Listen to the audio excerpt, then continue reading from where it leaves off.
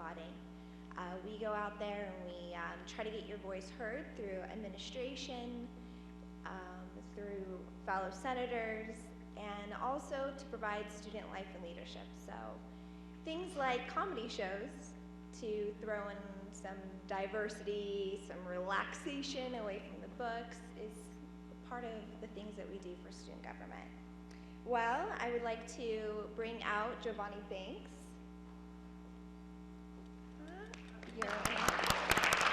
Good evening, how y'all doing today? That's right. How y'all doing? There was like 3 people that said, you know, they was clapping. 3 people. How y'all doing? Y'all can't make no more noise than that? How y'all doing? Welcome to the CoMack Relief Mack comedy show. CoMack Relief. Like we say, we giving tribute to Daniel Mack, one of our fallen senators who passed away in January. He here. In spirit, he here. He's saying a couple words for me. I bet y'all thought like, man, CSN, they gonna start like at 7:30. They gonna be on CPT, right? Nah, we not on comic people's time today. You know, they slightly behind those other people, you know, like 3 minutes behind. But nah, not today. We gonna start on time today, all right? I do not like when someone is late, especially when it's on my time. It's cool for me to be late. Jay can be late, but you can't be late. You know why? Because then I gotta wait. Jay don't like to wait. Jay do not like to wait. You know what happens when people wait? They get fired. They lose jobs. They escape the World Trade Center. Couple people, it's only a couple reasons why it's beneficial to be late to something. That was one of them. How many people you saying, oh man, I was supposed to be there. I was like 10 minutes late for work. Like, okay, you missed one. But let me tell you about my mother. I love my mother. I love my mama. Ain't nothing like your mama if anybody grew up with their mother. My mom will be late.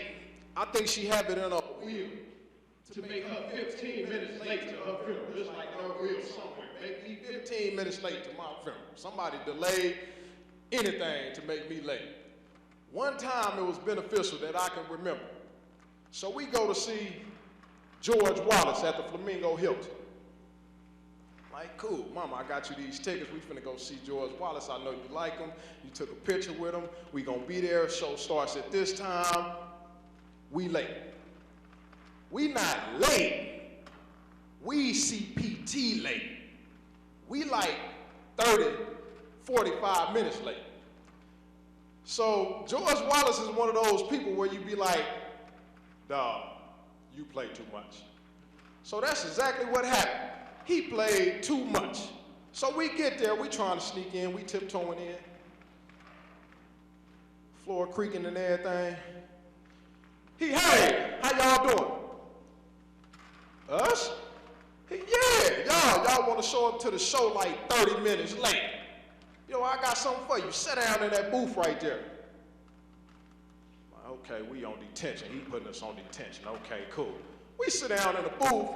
It's his VIP booth. Hey, what type of drink do you want? Oh, can I get a water, please?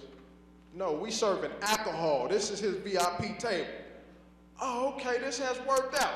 Now, it's my mother's birthday. I'm taking her out for her birthday. So I'm like, ooh, this just got a whole lot interesting. It got better. He came out after the show, got my mom a little Tiffany box with the pen and all the, from Tiffany's. I'm like, what? Man, being late, I would have been like, nah, y'all can't even come in. Y'all too late. But that's me, anyway. So it got better. I'm like, okay, cool, I got a picture with the dude. Cool, that's what's up. I just hope it don't be on like Facebook or something, because I'm holding my mother's Twitter bag, her Tiffany bag for her, and he taking a picture with his arm around me. So I'm like, yeah, okay, don't nobody put that on Facebook. That was kind of looking kind of flirty. I'm holding the Tiffany bag. All right. So it got better. He ended up taking us to this restaurant at the Mandalay Bay. Paid for everything. And I was like, oh, I'm never gonna be late to anything again. But I want you to put your hands together. This is one of CSN's best comedians here. And she's a female. It's weird because her last name is Fisher. If I can draw it for you. And she separates her name. It's real interesting. I've never looked at the word Fisher like that. But she goes by the name of F is her, Fisher. So please give it up for the one and only. See, y'all was on time, y'all was ready. Shelly, F is her.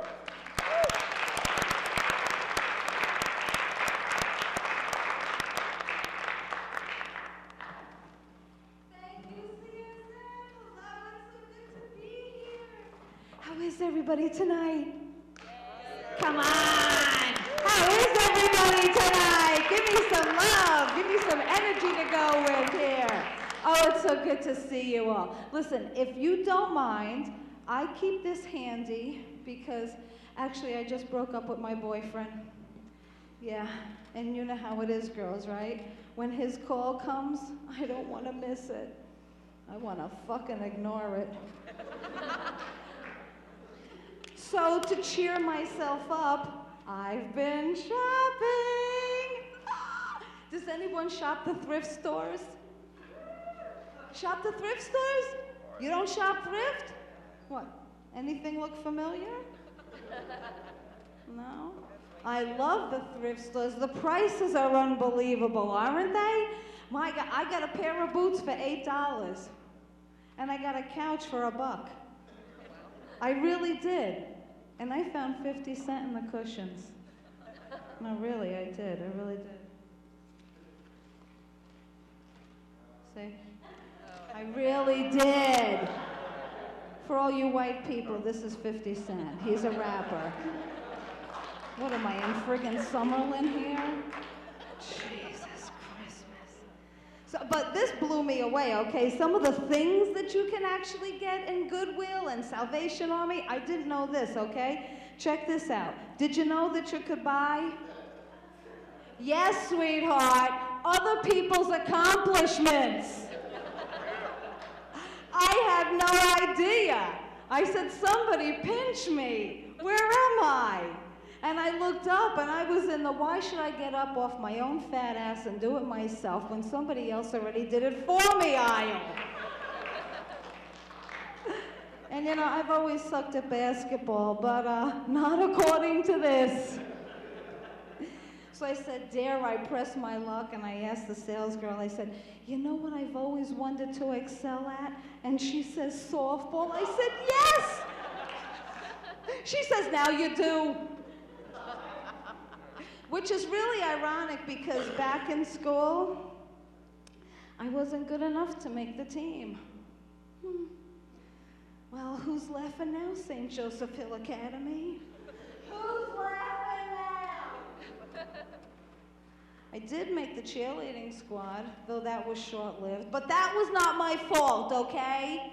Nobody told me you had to perform the cheers verbatim.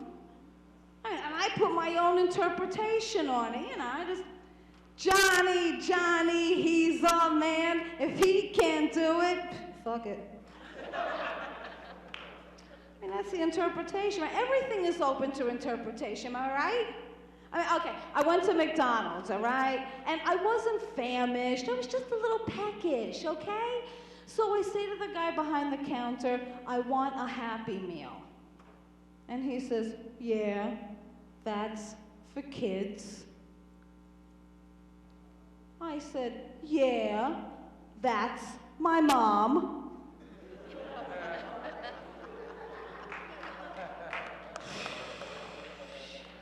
Still didn't cool, that's okay, I'll wait on it. So then I went to the mall, okay? Because, first of all, I went to the mall and I spotted it. My favorite C word, clearance. So I mosey on over to the clearance. And the sales girl has on the cutest pair of jeans ever. And I said, wow, those are really cute. What kind are they? And she says, guess. I said, why don't you just friggin' tell me, you bitch. So then I moseyed into Dillard's because I wanted to get some. Tommy Hilfiger has this new woman's perfume, and it's called, you ready? It's called P.S. I Love You. Oh, and they do. They have a men's cologne, and that's called P.S. Now get the hell out. I bought the men's cologne. When I'm done, I'm done. I'm the type of gal, I do my basking in the glow of the golden arches, with my feet on the dashboard and a burger in my mouth, getting ready to take off. Because I drive, because most of my dates aren't old enough to. Yes, yes, mommy likes the young ones. Like you, I'm looking at you. Yeah, don't lie, you've been looking at me since I've been up here, I see you. What's your name? Antonio. Ooh, Antonio. Oh, my panties just fell down, look, see? All by themselves. Antonio, how old are you, Antonio? 20? 20? Oh, Antonio, even I have my cutoff, my God. 20. You're too old for me, Gramps. Yeah, Antonio, you know, you're really cute. I could eat you up, and down, and up, and down, and up, and down, with some fava beans and a nice Chianti. Do you like older women, Antonio? Yeah? Have you been with one? Because, you know, we're quite different than what you're used to, okay? Things might be in different spots than you used to, you know? You reach for something, it's not there, it's something you're not familiar with. It's okay. I come equipped with the Cougar tramp stamp of approval. I do. It says, warning, what you're about to see may be disturbing. It's intended for a mature audience. Viewer discretion is advised. Are you having a good time, Antonio? Yes. I'm glad to hear it. You know, that joke doesn't always go over so well. Yeah, the last guy I picked out of the audience, I said, do you like older women? He says, I'm gay. Poor kid, I scared the crap out of him. Spent the whole rest of the show sitting there like looking like somebody was holding a vagina to his head. Just put the pussy away, lady. Put the pussy away. It's okay, I can do gay jokes. My daughter is gay. She is. That makes me an honorary gay-in-law. I can say whatever I want. I'm converting next week for the same reason. I need the Jewish jokes. But yeah, and you know what? My poor daughter, she just broke up with her girlfriend. She did. And I heard the whole thing. Do you know what lesbians break up over? Cable. Cable! I was there. I heard the whole argument. All my daughter says to this girl is, honey, I'm switching to Cox.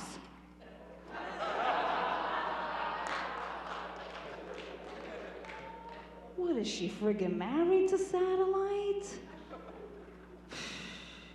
My poor daughter, she's gonna throw herself into her work. She's in real estate, you know. She caters to the gay community. She's a mortgage broker. Her motto is, walk in a homo, walk out a homeowner. What do you think helped with that? That's gold. Who is this? I'm getting a text. I'm getting a text now? It's my exterminator. Son of a... He's supposed to come and do my house tomorrow. He can't because his house is being fumigated for a cockroach infestation. See, that's what happens when you bring your work home with you. And the bugs are only coming out now because the weather is nice, which is a bonus, right? Are you tired of this cold weather? Oh my God, it's just so cold outside, I can't believe it. All right, it's not New York cold. You know, I remember way back in the day, you know, with my father. He used to have to go out and clear the walk, you know, and you'd watch him get all bundled up with the cap and everything with the fur around it. Looked like he was going hunting. You know, and you could tell he was outside just cursing away because his little puffs of breath would be coming out shaped like ampersands and asterisks. But God rest his soul, he's on the other side now. I could just picture him actually, you know, up in heaven, looking down out a window with a nice Irish cup of coffee, looking at the earth blanketed in the white stuff and going, you see that? That? I don't miss that at all. Up here, we don't shovel nothing. That's what the Mexican angels are for. That's hysterical. That's too much for you? Oh my God, I better not do the next joke. Oh, so our new mayor has taken, that's funny, right? Our new mayor has taken on a pet project, yes, the homeless people. Yes, she said their problem is they don't feel good because they don't feel good about themselves. So here's her solution.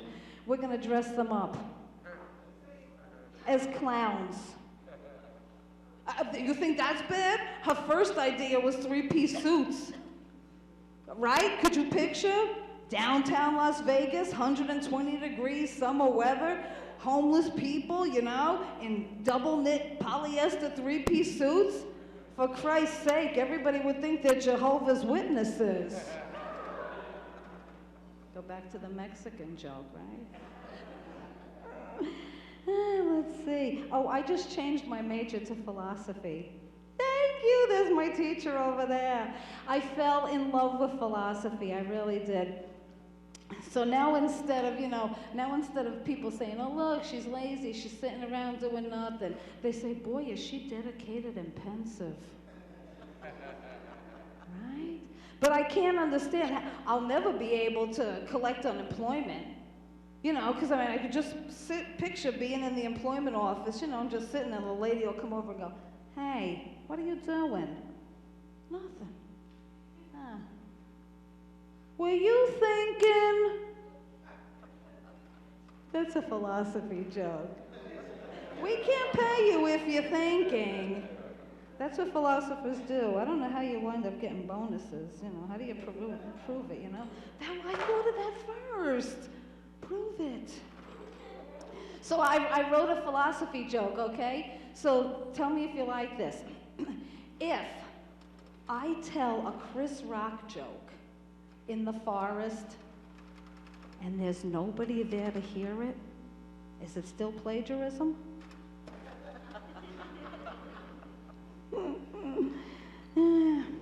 Oh, so I have to take a language. Who goes to the school? Who's a student here?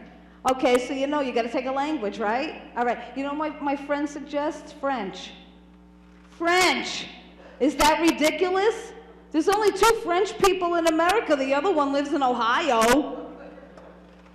French. All those consonants, not a peep out of a one of them. Damn, 98% of French is silent.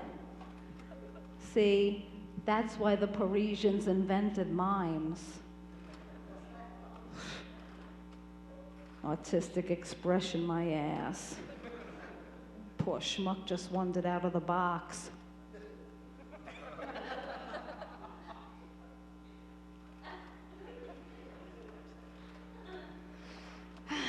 You ever notice though, mimes, they're all skinny? Right? Mimes are all skinny. It's like a mime conspiracy. It's a mime-spiracy. Skinny mimes. Oh, wait. That's because fat people don't look good in horizontal stripes. Probably wouldn't even fit in the box. What? Relax, I used to be fat. I lost 85 pounds. I did. And right? Any woman who has lost that much, a substantial amount of weight will tell you, what's the first thing to go? The boobies. Oh, they suffer such indignities. Now I have what I affectionately call my athletic boobies. Yeah, I could roll them up like a pair of Nike sweat socks. Or I can leave them down and tuck them into my Nike sweat socks. The other day I went out for a jog. I gave myself a concussion. Hey, I didn't even know my ass cheeks could slap the back of my head. And that is sad, sad. Because back in the day, oh my God, when I was with a guy, the first thing I would do is lights on, shirt off. You know, when we were gonna make whoopee. Now, nothing comes off. So that room is as dark as whoopee. Oh, relax, I used to be black. Thank you. No, I wasn't black, but my boyfriend was. Yes, my boyfriend was black. And do you know how he got me to go out with him? He told me he was gonna take me on vacation. Yay! You know where he took me? Camping. Camping! Brothers that camp? What, did I miss a memo? When do brothers camp? Brothers that camp. What the hell is next? What, Asians that can coordinate? Mexicans who put their swing sets up in the backyard? White women who mind their own business? Brothers that camp. Never heard of such a thing. But I miss that big swaggy baller. I do. It's okay, it's okay. I cannot believe, no. It's all right, I'll be okay, I will. I'll just get up out of here tonight and go out and renege. Come on, if you didn't laugh, then you're prejudiced. I'm the one who's giving these to you. I'm gonna do that again. It's okay, I'll just get up out of here tonight and go out and renege. That's right, there we go. Well, I can't believe he hasn't called me. Anyway, well, I did want to meet a man. I wanted to meet a man, so you know what I did? I joined a club. Yeah, Costco. You know, all those guys have their own cars, because you can't get bulk on the bus. Not allowed to. Not allowed. They don't allow bulk on the bus. No peeing and no bulk. Weird town we live in, huh? But I met a guy at Costco, of course, right? And he was like 80 years old, 90, I don't freaking know. It was, you know, really, really old. And I went out with him for a while, but I broke up with him because I found out he was a Crip. I swear. And I'm just shallow like that, you know? I couldn't be seen walking down the street with a guy with one leg. Or a blue flag hanging out the backside, but only on the left side. Which turned out not to be a flag at all. It was actually a colostomy bag. You know what happens, right? You leave the house with a blue colostomy bag, green by the time you get home. Oy, no. Nasty, nasty. Right? And I heard that he was in the hospital. Yeah, apparently he was involved in a drive-by and his hover-round toppled around. He ended up in the geriatric unit. Let's see, what else do I have here? I think I'm out of stuff. I had 20 minutes. Let me see, what else could I do for you? What else? You want me to tap dance? I don't tap dance. Let's talk a little bit. Who said they go to the school? Antonio, you go to the school. What's your major? A what? Oh, okay, so what do you do with that when you get out of here? Where you work at Home Depot? Where they put you in the fish department at Walmart? What do you do when you become a biologist? Oh, do you really? You gonna be a doctor? I just may do you after all.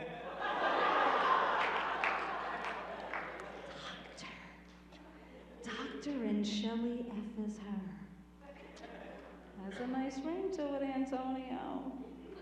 I'll ruin you for everybody else who'll come along, trust me. No nurses in the broom closet for you. Who else? Who else goes to the school? Okay, you go to the school. What's your name? Philip. Philip. Philip, tell me, what is your major, Philip? Applied sciences? That's just like the maths and all that stuff? You went what? Oh, x-rays. You are the funnest guy in the hospital. Nobody's afraid of, you're like Disneyland. Nobody's afraid of the x-ray technician, right? No pain, come on down. But you know, a couple years down the line, you might grow another leg, but what the hell, who cares now, right? Doesn't hurt, doesn't hurt. What do you do, young lady? Nothing. That is my favorite thing to do. You know what, I'll have a nice big platter of nothing. Yes, put some sauce on that too. That's my daughter. Yay! She does nothing, like mother, like daughter.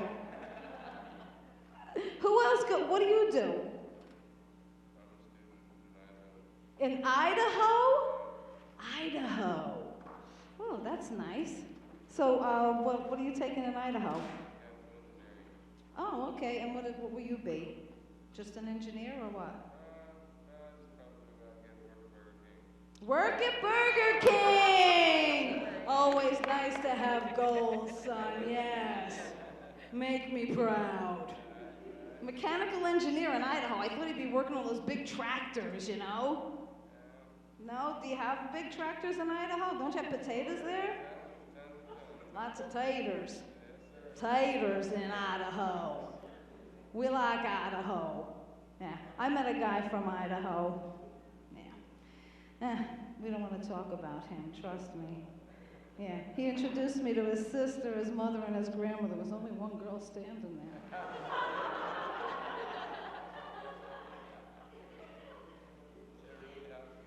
It really happened. That is funny, that's funny. I heard some guy one time, he said that, I just got the light, so I gotta get going. See that, you threw me off. Now I have to start all over again. Hi guys, I hope you don't mind. I keep this with me all the time. No, I'm only kidding. Okay, wait, I am getting another phone call. Hello? Honey, Mommy's doing comedy. I'm being funny. Yeah. I'll be home in a little bit. What do you want? Leave you a check. A check for what? $85? For what? Soccer cleats? Honey, for 85 cents, you're an all-star. And Mommy can sleep in on Saturday mornings. Thank you all so much. Thank you for laughing. I am Shelley, F is her. Peace out.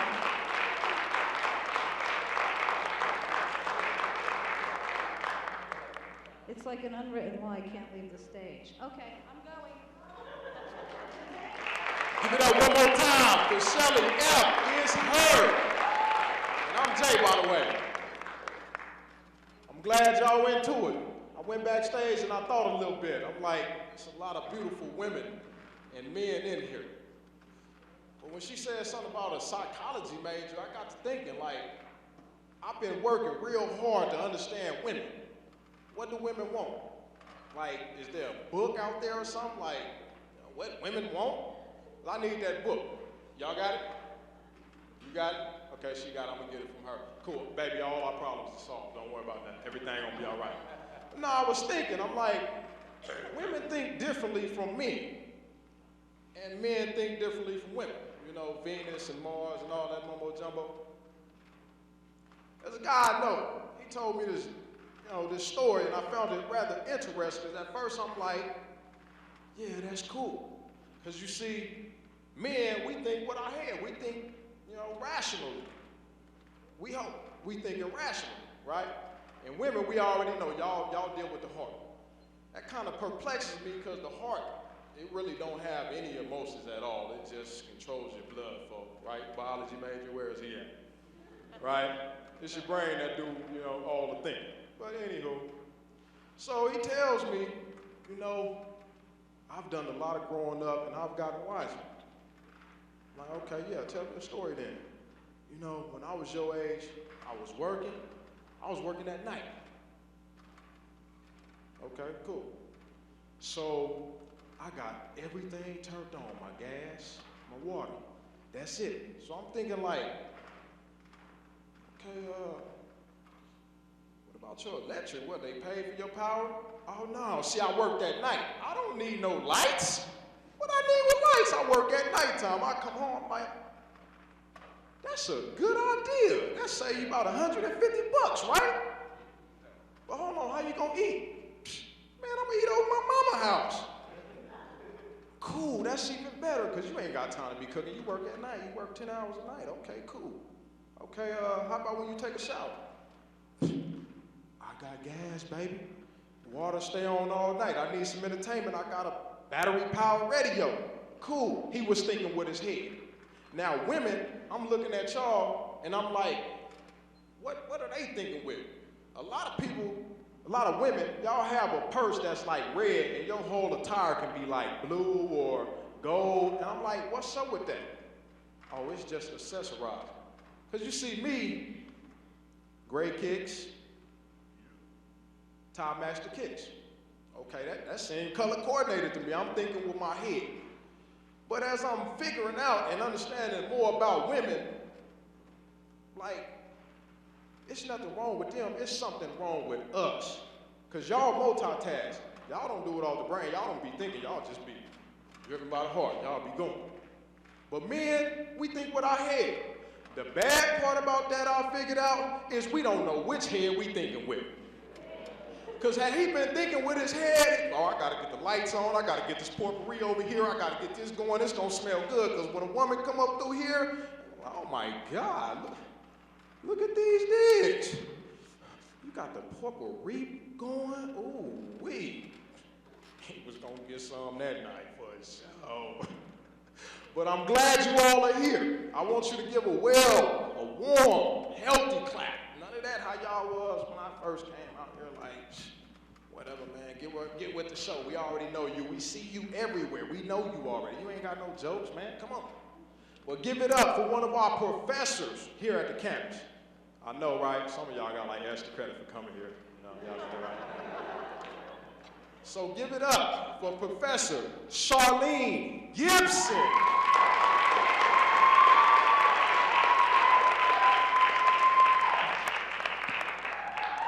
Hello. So, this is what it would feel like teaching at UNLV, huh? Maybe if everybody came to class.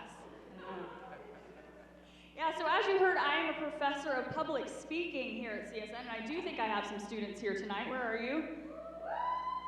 Yeah, for the rest of you, don't be fooled by that. They actually don't like me that much. Yeah, they're here for the extra credit. Am I right? See, I told you. They can't even lie. Yeah, I knew it. That's okay. Yeah, but I teach public speaking. I actually love teaching public speaking. And the reason why is because there's nothing more exciting to me than showing up to class on a speech day and seeing that shining sea of, okay, terrified faces. All right. I admit, I know most of my students don't want to be there. But that's what you get when you teach the subject that people fear more than death, all right? Yeah. But it's true. According to Stephen Lucas, who's the author of the textbook, The Art of Public Speaking, 25,000 Americans were surveyed in 1973, and they learned that 41% of those Americans wrote down that speaking in public in front of other groups of people was their #1 fear, over death. Makes this seem like a really good idea now, doesn't it? By the way, for my students, that's how you cite a source in a speech, write it down.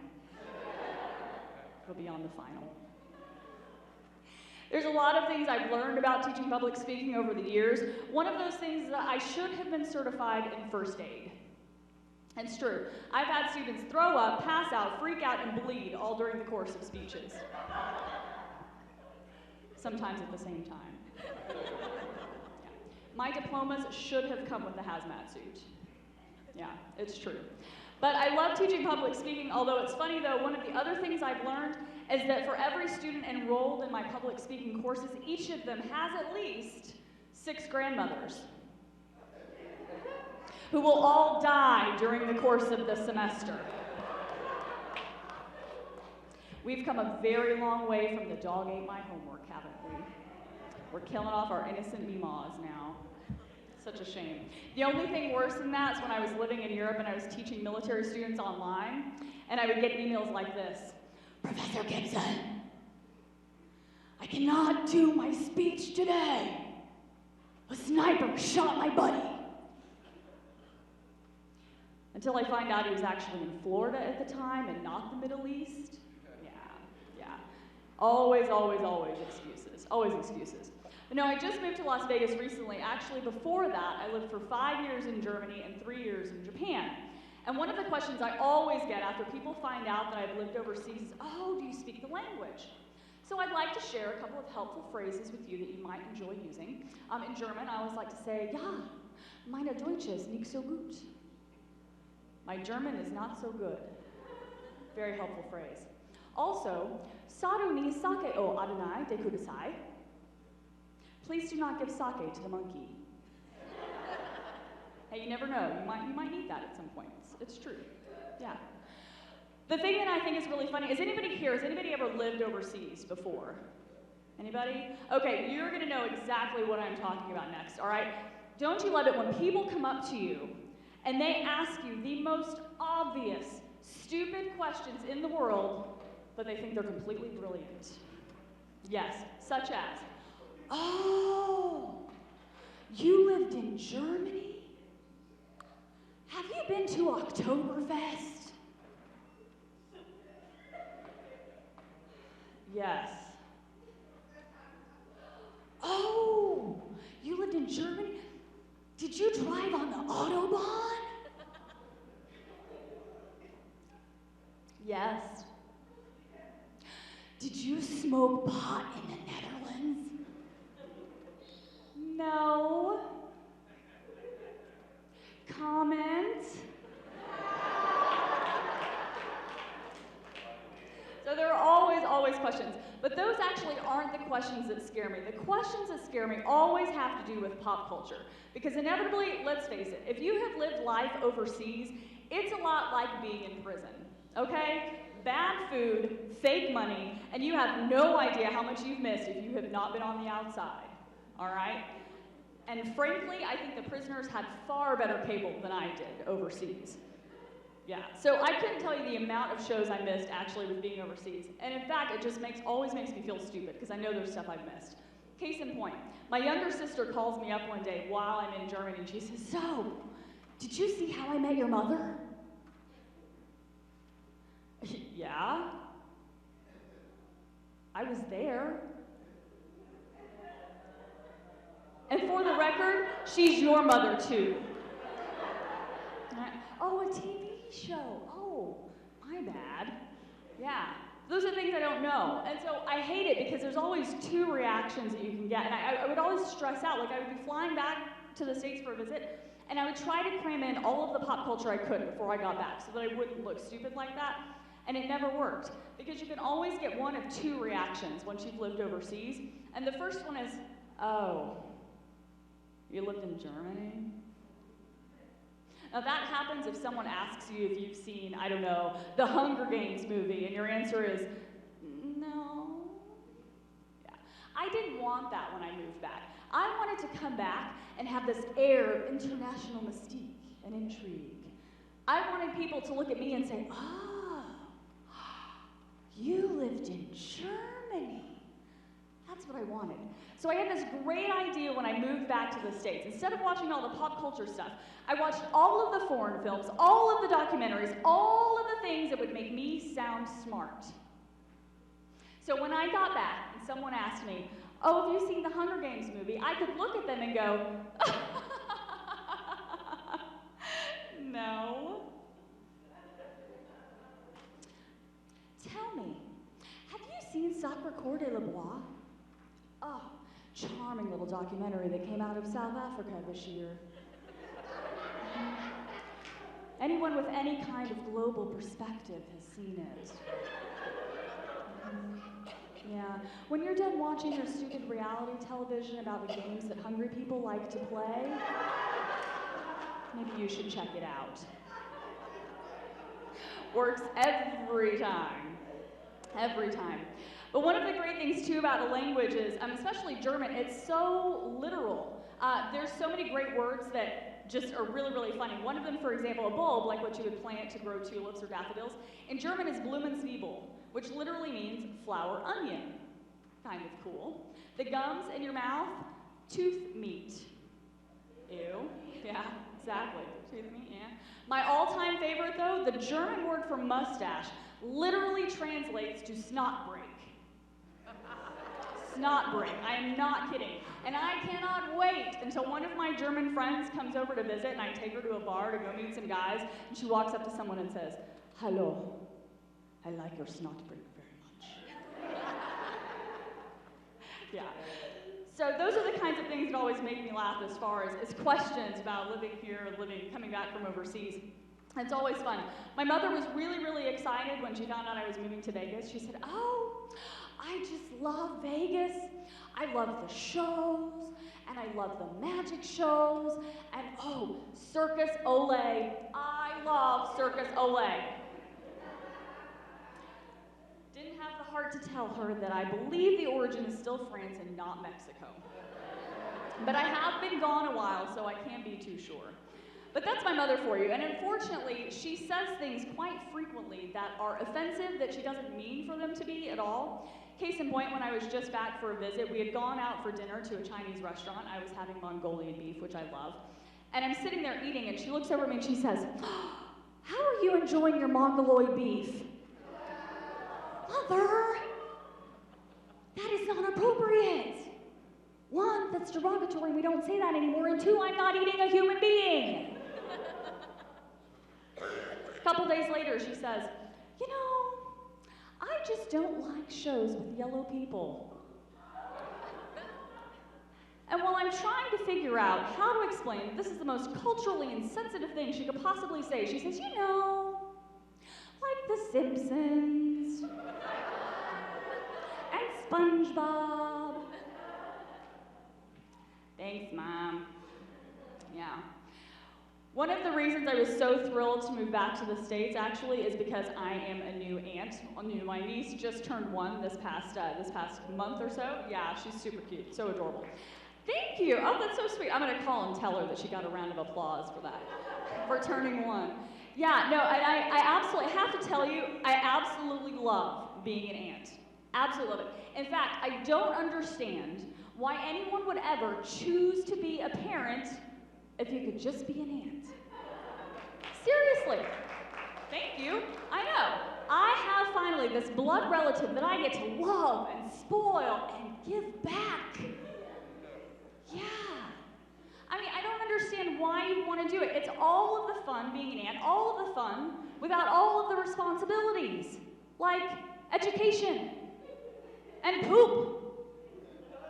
Yeah, exactly.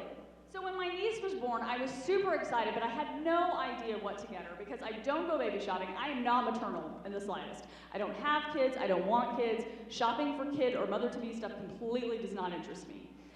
Yeah, I once had a really bad experience in a maternity store. I was living in Japan. I had a friend who was pregnant. She asked me to, when I came back to the States for a visit, if I would go into motherhood maternity and pick up some things and send them back.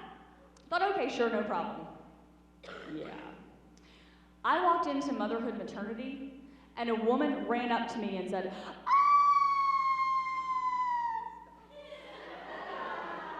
Welcome to motherhood!" I ran away. Haven't been back. Ever. Yeah. So when my niece was born, I knew I wanted to do something special for her, but I had no idea what. And I'm thinking and thinking and thinking. And finally I realized, oh, I have the perfect idea. I will save a newspaper from the day she was born. I thought that'd be pretty cool, right? 20 years, she can go back and look and see exactly what happened on the day that she was born. Yes, go me. So since I was in Germany, I saved a German paper, I saved an American paper, and I was so excited that I went home immediately to tell my sister on Facebook. And then I found out she'd been saving something too. She wrote, "Elise lost her umbilical cord today. I'm saving it." Ew. Yeah, are there any moms out here? Did any of you moms save your child's umbilical cord? I have a couple people admitting to it up here.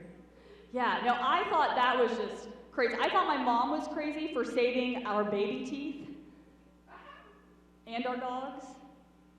True story, true story. But no, apparently her friends were completely in agreement with this whole saving the umbilical cord thing. They were gushing about it. One of her friends said, "Oh yeah, I saved my baby's umbilical cord too." Make sure that you let it dry out completely before you put it in a baggie, or else it gets moldy and starts to smell. Friend number 2, "Oh, I wanted to save my baby's umbilical cord, but the dog ate it." Yeah, gross. The whole time I'm thinking, thank God my sister did not have a boy. Could you imagine 20 years down the road, flipping through a scrapbook, "Oh, look at this awesome newspaper my aunt saved for me. And there's my umbilical cord, and there's my foreskin."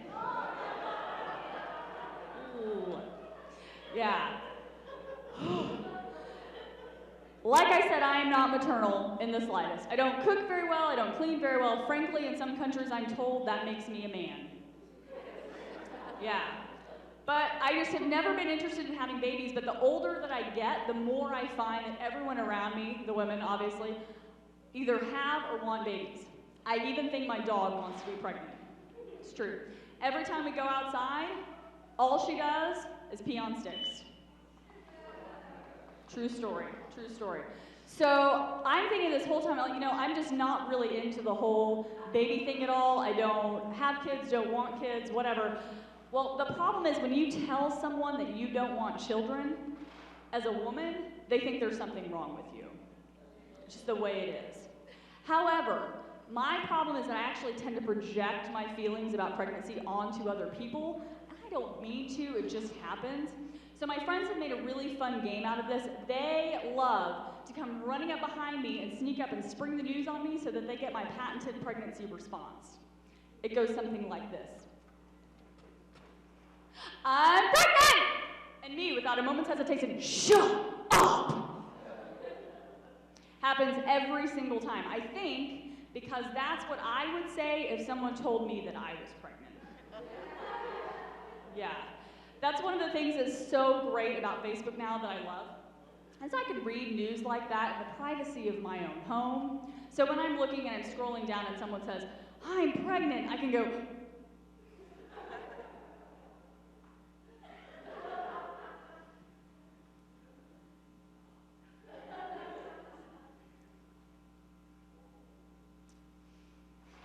"Congratulations, I am so happy for you." Click. Love it, love it, love it, love it.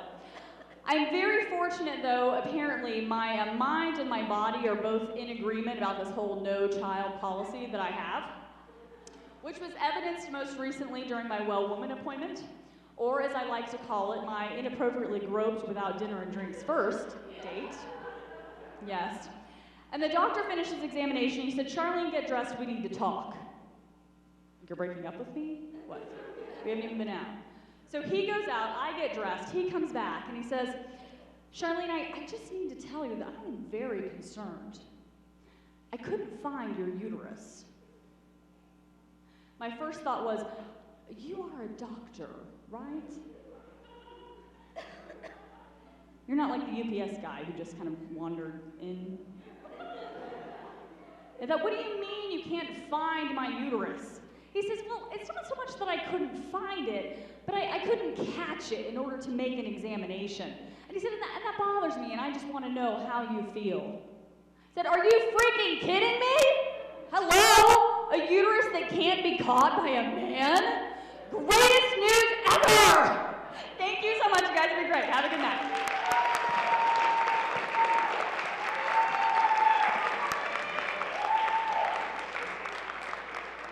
Give it up one more time for Professor Gibson. She's in the building. How y'all doing? Y'all good? Y'all still flowing? You want some more comedy? And look, it's like 3 people. Yeah, the rest of y'all like, "Man, I'm so ready to go home. I'm trying to figure out how I'm gonna pay my gas bill because my car is eating up gas." I thought about that. And I've never been happy to find a gas price like around $3.50 or something like that to today. I was out in Pahrump. All the gas, Vegas, Pahrump, $3.97, somewhere around there. So I'm driving, see a Walmart, on my way back. $3.68. Man, I pull up in there and put $35 in there. You know I ain't even get 3/4 of a tank. I'm like, man, come on, this is a problem. I remember when I used to be able to get a fish fillet combo meal for $3.49, and it was supersized. Look, she feel me for sure. Danny Mack, mama feel me. You can get the whole Big Mac. Now I go in there, me and my wife, we order, yeah, let me get a number 7, crispy, medium fry. Yeah, she want the fish sandwich, but you want cheese on that? Cool. She want cheese on there. Matter of fact, give it a double, okay. $27 for what? Our diesel just came in this morning and you paying for the gas. Oh, okay, at least y'all telling the truth. So me being the person that I am, I'm thinking about it like, how can I solve this problem? So my first thing was, I talked to my wife, I'm like, babe, this was a couple months ago. Gas is like $3.15. We should go find one of them people that wash cars and buy their little 500-gallon water receptacle. She's like, for what? You gonna quit your job and go wash some cars? I'm like, no. We gonna fill it up with gas while it's cheap, because I bet you by the summer it's gonna be like $4. She like, okay. I'm thinking with my head. She like, nah, that ain't gonna work. Most of it just gonna evaporate anyway. It's gonna turn into water. And I'm like, oh, okay, good call. My second one, I'm thinking. I'm like, man, maybe I can get in touch with the president. If he ain't with it, I get in touch with his wife, because I know she think about, things she think with her heart. So I'm like, how would I get that? Okay, this is what I'm gonna do. When I see her, I'm gonna just, can I talk to you for a minute? And I'm just gonna bawl out. I'm gonna bite my cheek crying. Man, textbooks is going up because them already been high, textbooks been high. But anyway, value meals is going up, Pampers is going up. I mean, everything is going up. Baby bibs is going up. It's hard out here. The single mothers, they tripping. The welfare, the Section 8, they tripping. They can't buy as much food. I'm going to just start laying it out on her. Don't let her speak nothing. And start crying. Just bite the inside of my lip and start crying. So she feels sorry. Okay, I'm going to talk to my husband. I'm going to see what I can do. Okay, cool. Hopefully we can get the gas prices down. And I'm like, nah, that just ain't me. I can't cry at will like that. It ain't me. So I'm like, okay, I know what it is. I seen this issue. The president was playing basketball and he got his lip busted. I'm like, yo, that's cool. We ain't never heard of a president playing basketball. I happen to be good at basketball, so I'm thinking, because I'm thinking with my head. Yeah, President, check up. We finna play 21. I win, gas prices go down. You tell them, hey, y'all don't need no tax breaks. Y'all getting money hand over fist, so you tell them that. He cool. If I win, your gas for life will be $4. I'm like, cool, it's already $4. Cool, it's nothing. It's $4. So I'm like, check up. I roll in the ball on some real street stuff. Like, you gonna respect me, we gonna play at my house. So he pick up the ball, give me a sharp bounce pass, like, boom, oh. Okay, all right. I'm the president of the United States. This is my house. So anyway, I end up losing the game, and that's why I'm here today. I lost. I'm sorry, y'all. Gas prices so high. I lost. If he was here right now, I'd be like, man, you see, this is why. I can't even get a laugh. You know why? Because they think about getting home right now, man. But anyway, I want you to give it up. Give it up religiously for this next performer. He has performed overseas on Last Comic Standing and is the #1 booked comedian in Las Vegas, Nevada. Are y'all ready? All right. Give it up for Marvin Lee.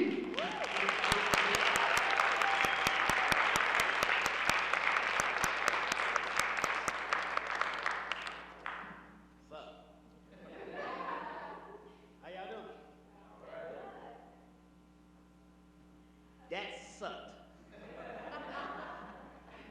It's all, and I was over there doing the whole show counting.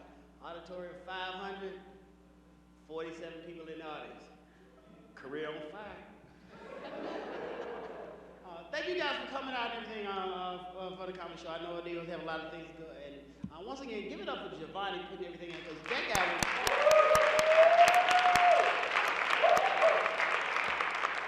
If anybody's ever tried to get a couple of people together just to get into the movies on time, you know how hard it is to pull something together. And he did some unbelievable stuff. So nobody has any idea how hard he's worked to put a lot of shows together. So now here's the deal. First of all, give it up for everybody. Give it up for the professor who came up here doing her show, the professor, and give it up for her.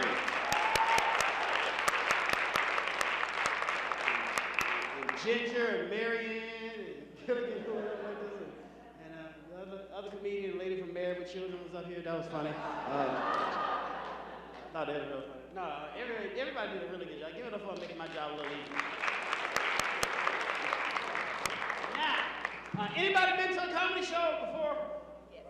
Okay, all right. So hopefully we'll try to imitate one of those. This is what I'm gonna do. Whether it's 5 people in the audience or 5,000 people in the audience, I make a promise to you guys. The more energy and love you guys give me, the more energy and love I give you back. And so, without further ado, if you guys want to have a good time, what I'll do is I'll do it just like when I'm performing at the casinos in Vegas, and we'll have a really good time and you know, participate and have a good time. So, you guys ready? Yeah. All right.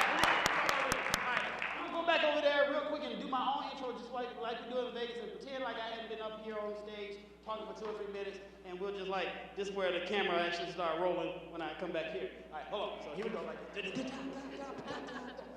Ladies and gentlemen, coming to the stage, this guy does 12 colleges and casinos all over the United States. He was on Last Comic Standing on season 1, and he goes overseas to perform by truth. Please give it up for Martin!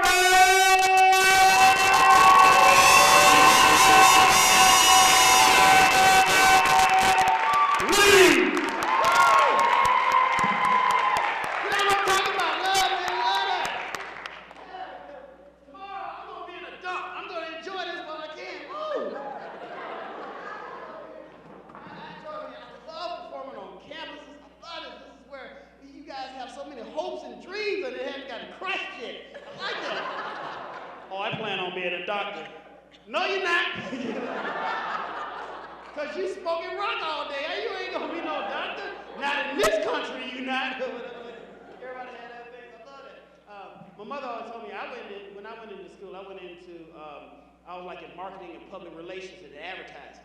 And see, nobody knows what that means like for the women. Because my mother told me, she said, Marvin, I want you to know that when it's in college, you got some women out there that's called husband hunters. And I was like, well, what's that? And she goes, well, it's like, okay, let's say you get a woman who's like, everybody knows she's stupid, right? And I'm like, all right. But she always hanging around the engineering department, and she's always hanging around like pre-med and everything like this, because what she's gonna do is try to land her husband, and that way somebody can take it. I'm like, man, that is like diabolical. But see, it is, it's smart, but from the guys, because here's the thing. Everybody knows some dude that you go, man, if it wasn't for the fact that you was getting that degree, you have no way of hooking up with a girl. You know what I mean? Like, so I was in advertising, and we were like, oh, you're in, I don't know if I need to sleep with him or not. I ain't decided quite yet. I don't know. My mother didn't tell me what advertising does. I don't know. So now I was talking to a lady earlier.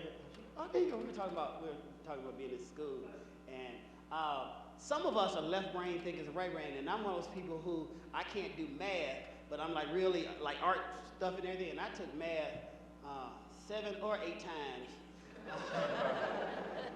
But see, here's the thing, I had to take math 7 or 8 times to get qualified to take the math class that you actually had to do to get credit. So I was 7 or 8 times that I paid, and that was the free ones that I paid. Well, it was free, meaning I wasn't gonna get no credit. But I had to take them in order to get into the 101 class. And I was like, man, why didn't I cheat off that little Chinese dude with the calculator? Because he made like 105 out of 100.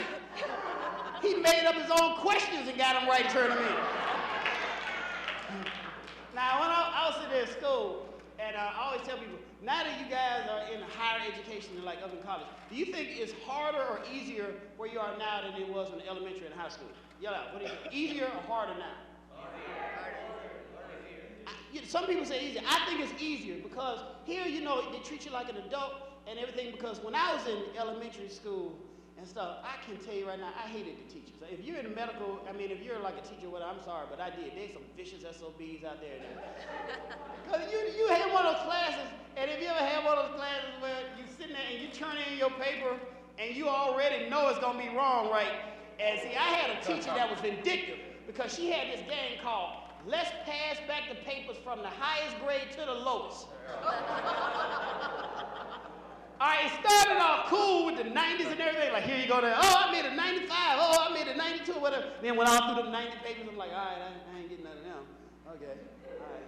You know, hey, I ain't picky. I take one of them B papers or whatever. Then they start passing out all the B papers and go like, and everybody get them, and then it started getting like the elimination round. You know, I look around, and I started looking around, and then they start getting into C papers. I'm like, you know, a C, I can deal with that. It's you know, it's not like something you want to brag about, but you don't need to feel ashamed about it either. You know, you was a little off your game. And then they start passing back the C papers, and I ain't get one of them. Now, it's getting crunch time. Because then she started passing out these D papers, and now she already like, yeah, well. And you know, and I always did pretty good and everything, but sometimes I would like mess up. And so now she got down to 2 papers in the class. It was me and the designated dumb kid in the class. You know the designated dumb kid, the one kid that for some reason he keep moving on to the next grade. You're like, I can't believe you keep making it. I don't know. They just don't want you with them no more. They, for some reason, you know, he's the kid that when he makes like a D or a high F, he don't even sweat it like, okay, I'm still in the game, you know, whatever. You know, I can do that. You know that. And so I want you to understand who I'm dealing with. I'm dealing with me and the designated dumb kid. And now everybody in the class looking around, and it's like one of those gunslinger moves, like, and I'm standing there, and the teacher has 2 papers. And she actually said, I have 2 papers here. One is a 62, and the other is a 27. Now, I'm not gonna say who got what. I'm just saying that's what the last 2 grades are. We got somebody got a 62, and the other person got a 27. Oh.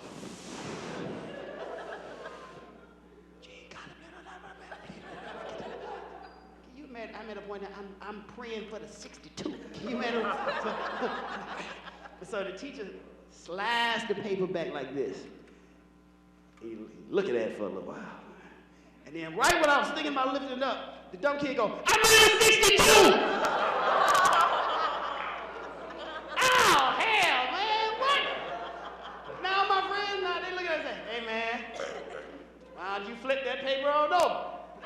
Why you gotta be all up in my business, man? You know what the lady said? Yeah, but we gotta look at it. And then you take that corner of that paper up and you lift it up like, ow! It's like it shoots at you. I remember the lowest grade I ever made in my life. It was a 3.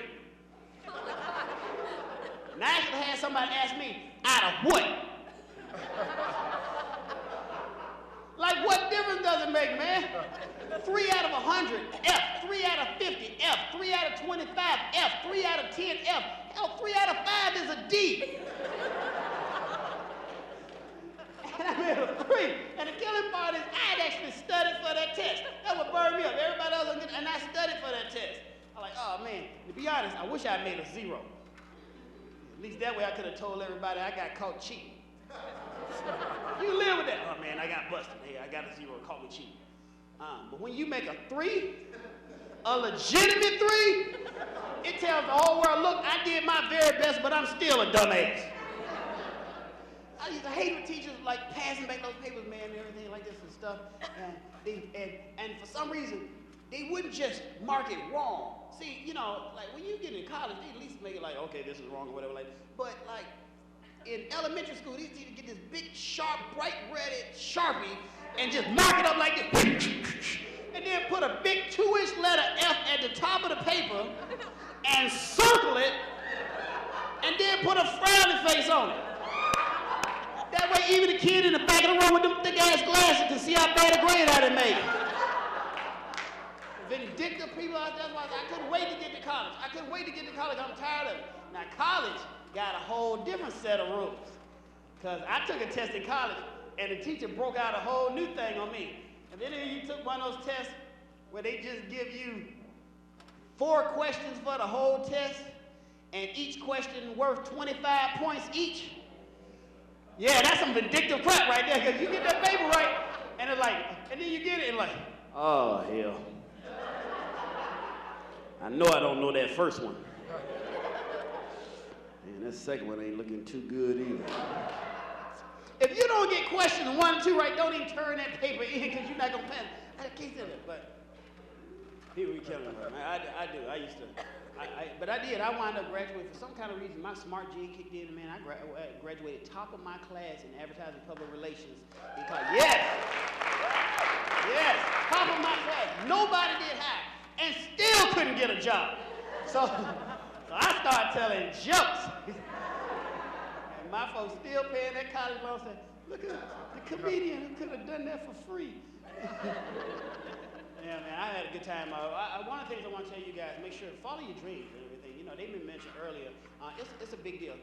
Follow your dreams and go with it. Put in that extra effort, man, because it's a whole different thing. My parents, and I got some relatives, always tell me, oh, don't do it, be a comedian. You need to get a real job. Get a real job. Get a real job. Whatever like that. They got real jobs, and they have to drink every night to go to that job. I got to go to the job. Have you ever had somebody give you advice, and the whole time it's like, but you're miserable. You can't go to work unless you're drunk. Yeah, you want me to be just like you? Are you kidding? You 45 years old and you look like the crypt keeper because you got some old.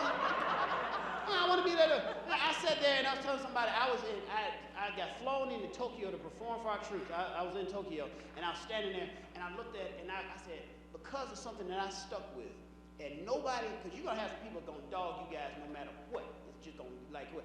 Just said, forget it, I'm gonna do my own thing. I'm in Tokyo, and I, busted my butt from doing comedy, and I'm like, I've just visited places that none of my relatives would ever go and see because they, some dumbasses, that, but it's their thing. They so busy telling me what I need to do, so I'm telling you guys early on, don't let nobody tell you what you need to do. Follow the thing. Now, you gotta work hard, so that means your butt gotta get up and do the thing like Giovanni said, you gotta get up, but still, follow your thing. So.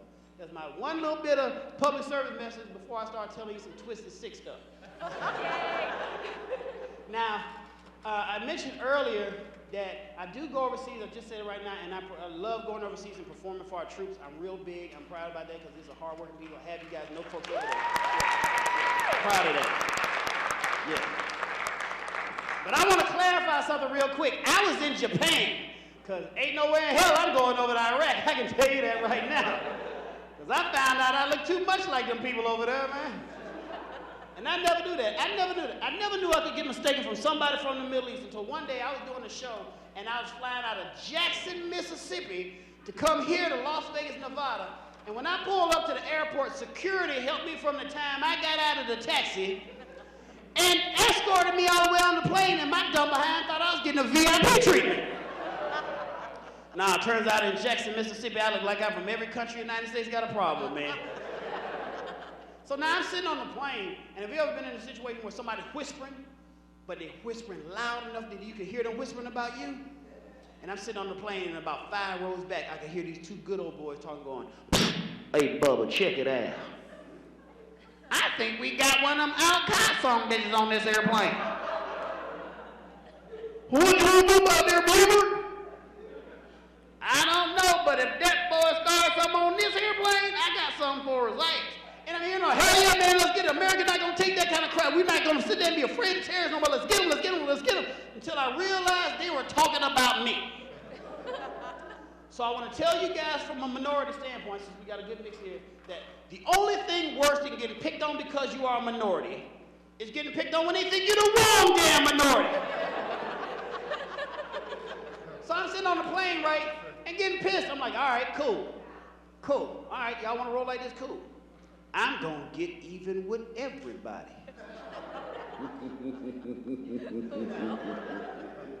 So right as the plane was about to take off, as soon as that front wheel lifted off the ground, I jump up and go, Bill May,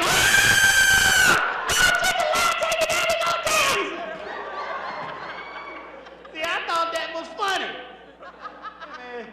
hard for Mari, man, until we landed. Yeah, that's when I learned security got really big fingers and not enough KY jelly. Yeah. Yes, I don't like to fly no more. But see, here's the biggest thing when I mentioned about going overseas. Here's the thing that I'm really proud of, that I love seeing on campus, and here's the thing I'm real proud of when I go overseas, is that it's not the idea about being American and pushing the thing. It's just the fact that America represents when you got a whole bunch of people from countries that nobody else wanted, and threw us all together, and we got to be who we are. And that's what I'm saying. Like, this is the room. You got every kind of variety of person in this room, and you guys are here with higher education, coming having a good time. And see, this is what I'm proud of. This is what represents the United States. This is what makes me feel good about going overseas. So I love this, and this is what I do. It is, man. Yes, I love it. Because I go to some places, man, and it amazes me. I still go to some places, and I'll still run across, like, some white people that don't want to be around black people. It freaks me out. And I go to places, and I'll run across black people that don't want to be around white people, and I've never understood that. Like, when will people realize when black and white people get together, wonderful things can happen, man? Hell, look at me. As you can see, my family got along real well with white people. And I'm not about to sit here and tell you guys I had a messed up childhood, because I did, man. I had a really good childhood. I mean, everything seemed normal to me, up until the time of the family cookout when both sides of my family showed up. Well, that's jacked up when you got one side of your family bringing these little finger sandwiches and Grey Poupon. Other side of my family bringing chitlins and collard greens. And I didn't even know white people knew how to make chitlins and collard greens. I'm so glad y'all got that joke. I was wondering, I'm like, oh, they got it. Yes, it is. People be freaking out in this day and age, man. People still be going, they think go with these stereotypes. Get those ideas or those stereotypes out of your head. We're in a brand new millennium, new century. I tell you, get that out of your head. Yes, thank you. Crazy stuff. Like, I'm a firm believer in be with whoever you want to be with, date whoever you want to date. That's your business. If that person can put up with your crazy ass, that's who you need to be with. Like me, I only got one criteria. That's whoever I'm dating, she got to pay her half the rent. That's all I care about. But people, so wait, no, that ain't. I'm contributing to his household. But people kill me about this weird stuff. Like in this day, some people still think like if a black and white kid, you're gonna get some stereotype genetic throwback of both groups. And that's just dumb thinking. I mean, realistically, what's the worst thing you could possibly get? A big redneck with a jerry curl. Mouth just full of gold teeth as he's spitting, chewing tobacco, and you know he's gonna grow up and be the biggest pimp in the trailer park. Driving around in a big pink Cadillac with a gun rack in the back of it. Married his first cousin. Pimping her out for a set of mud flaps and a watermelon. I'm saying that's stupid, ignorant thinking. I'm like, all right, but if you want to roll with it, let's roll with it. Because actually with me, you're going to get the best of both worlds. Because standing before you is a 6'2", curly-haired, green-eyed, basketball slamming, golf playing, hockey loving, government cheese eating, malt liquor drinking, Barry Manilow loving, hip hop rapping brothers, hung well, got great credit, and likes to use his tongue. Now,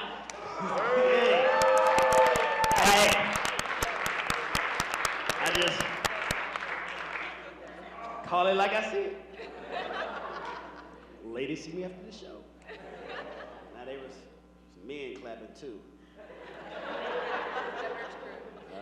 You out of luck. But my whole thing is like saying, go with the flow. People kill me. Like, here's some of the things that people amaze me about when it comes to stereotypes. And I'm hoping to get out of this. And do they have, I'm not familiar, do they have like a chain here called Church's Fried Chicken or whatever? I don't know. Yeah. Okay, I want to make sure. All right, about 8 or 9 years ago, I had an opportunity to do a commercial for Church's Fried Chicken. And they give you a little piece of plastic chicken, and all you had to do is hold up the chicken and go, Church's, gotta love it. Y'all probably said it worked. That's all I auditioned for that. That's all I had to do. Church's, gotta love it. That commercial paid $32,000. Yeah, people didn't realize $32,000. Then they were gonna dub my voice. They were gonna swap it out with somebody who was like Hispanic because it was easy. They said, Marvin, you're gonna be a Latino guy. Okay, fine, do that. Then they were gonna give me another $14,000 just for being on that, and I didn't have to say that. I'm like, yes. Then a few days later, I get a call and said, Marvin, we got a problem. I said, what's the problem?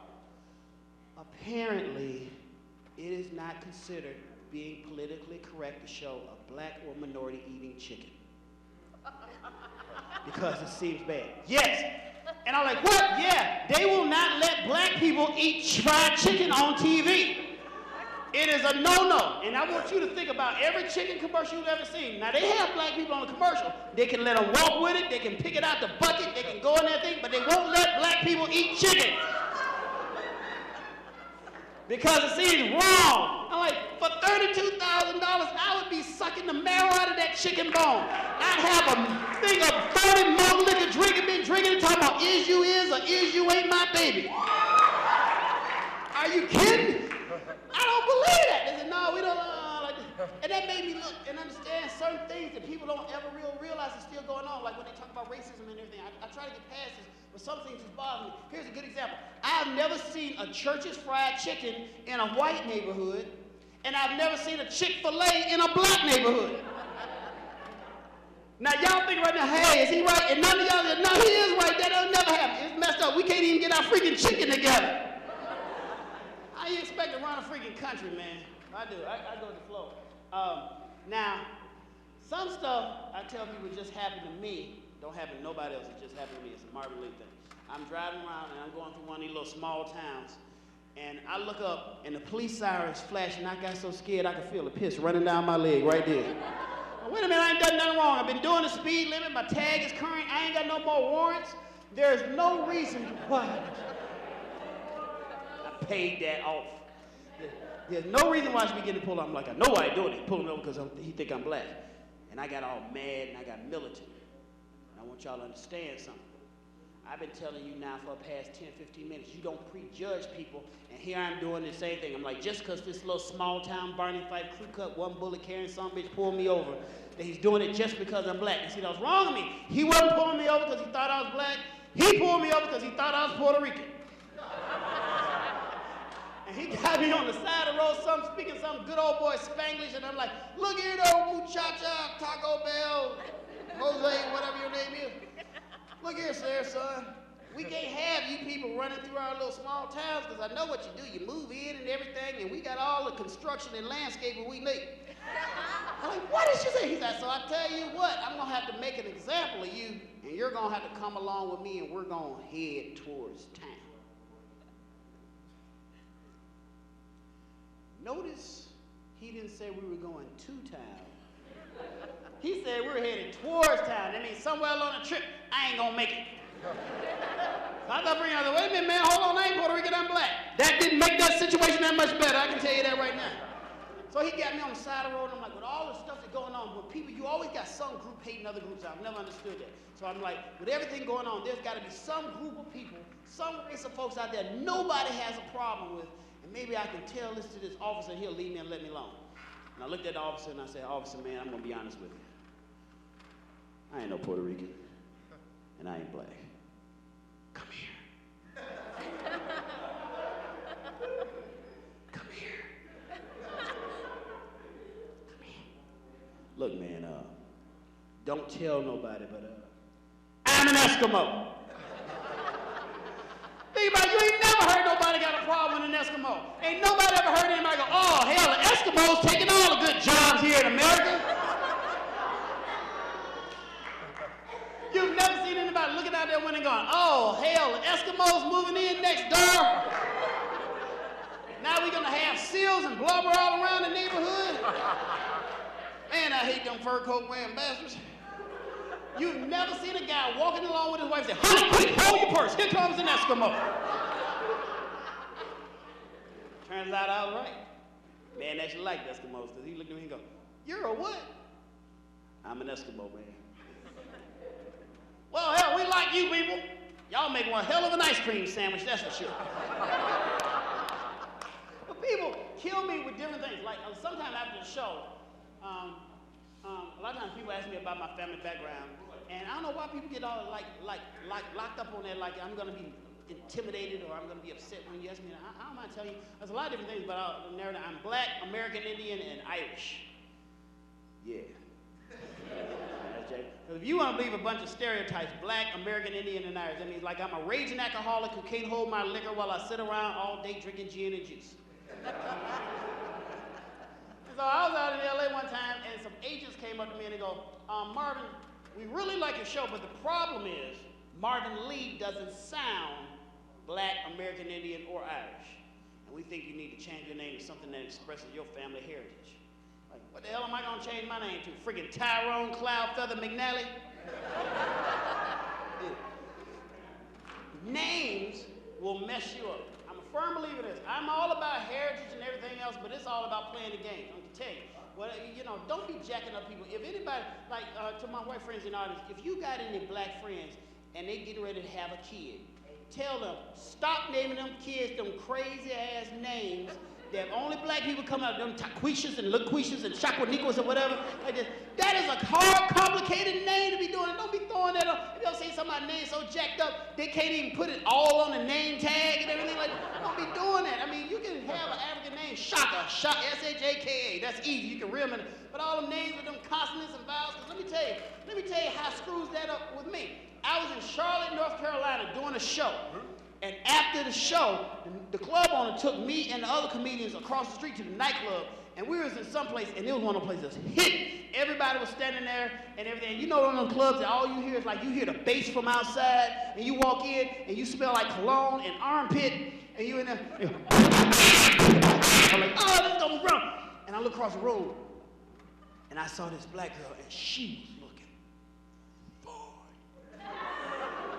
And I wanted to talk to her. So I walked over to her and everything and said, hey, hi, my name is Marvin Lee. Me and the other comedians from across the street, we came over here at the nightclub and I saw you and you look nice. And I wanted to introduce myself. And I said, can you tell me what your name is? And I will never forget it now. She said, oh, hey, how are you doing? My name is Shaniqua LaShawn. Huh? She said, Shaniqua LaShawn. Oh, what up there, Sean? My name is Marvin. And they said, no, not Sean, Shaniqua LaShawn. What? Shaniqua LaShawn. Oh, Kwani. Anyway, my name like, no, Shaniqua LaShawn. Shaniqua, no, Shaniqua LaShawn. Snack, Kwan. No, Shaniqua LaShawn. No, not Shnash, no, Shaniqua LaShawn. Schneid, no, Shaniqua LaShawn. Shania Twain, no, Shaniqua LaShawn. And this crap went back on and forth and everything, and so I'm like, I'm gonna be smart. All right, I'm gonna ask her, how do you spell it? Yeah, you see that? She said, it's spelled just like it sounds, XJ3 to the third power R squared. I'm like, man, this sounds like some trigonometry going on. I don't know what the hell this chick's name is. I'm like, no, what's your name again? Shaniqua LaShawn. What again? Shaniqua LaShawn. Now see, here's the problem. My father always told me the best way to show anybody a sign of respect is to learn the proper way to pronounce their name. That's how I've been raised. And I was looking at this chick and I'm like, boy, if I get a chance, I'd like to respect her all night long. I mean, I got so many respectful things I'm thinking in my head right about now. And I'm like, so I'm invested in making a good impression. So I'm like, no, tell me your name again, Shaniqua LaShawn. Shaniqua, tell me your name again, Shaniqua LaShawn.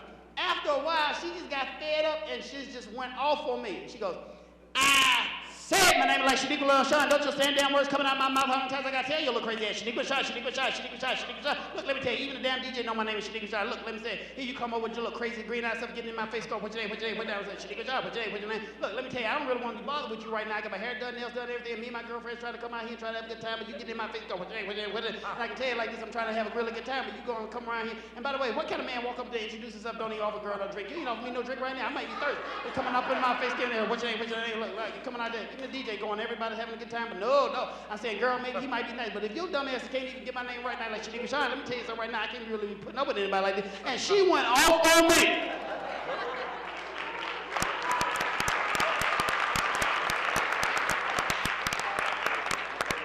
So now I done got pissed. I said, wait a minute, sister, hold up. Hold on, slow your roll, wait a minute.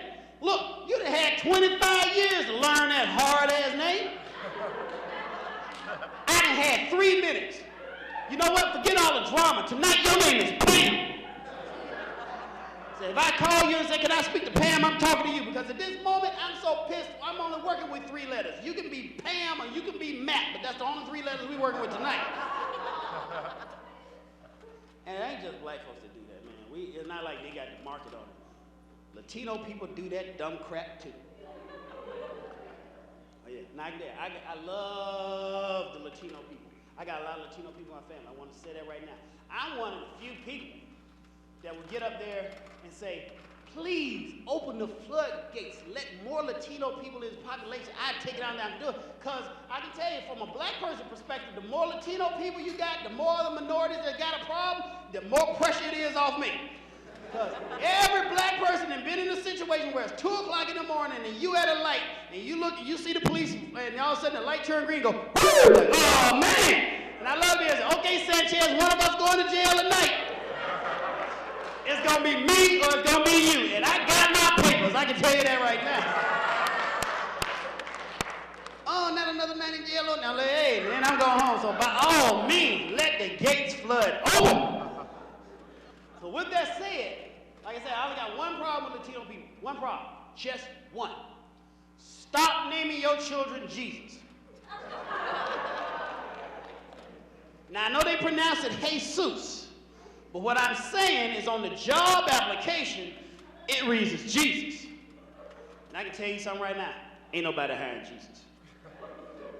It sounds bad, it sounds sacrilegious to say that, but it's true. Ain't nobody hiring Jesus. And you want to know why nobody's going to hire Jesus? Because nobody wants to be the one who had to fire Jesus if it don't work out. Nobody in this room want that kind of karma coming their way, man. That's some bad mojo all day long. Like, Marvin, can I speak to you for a moment? Yeah, boss, what's up? You're going to have to let Jesus go.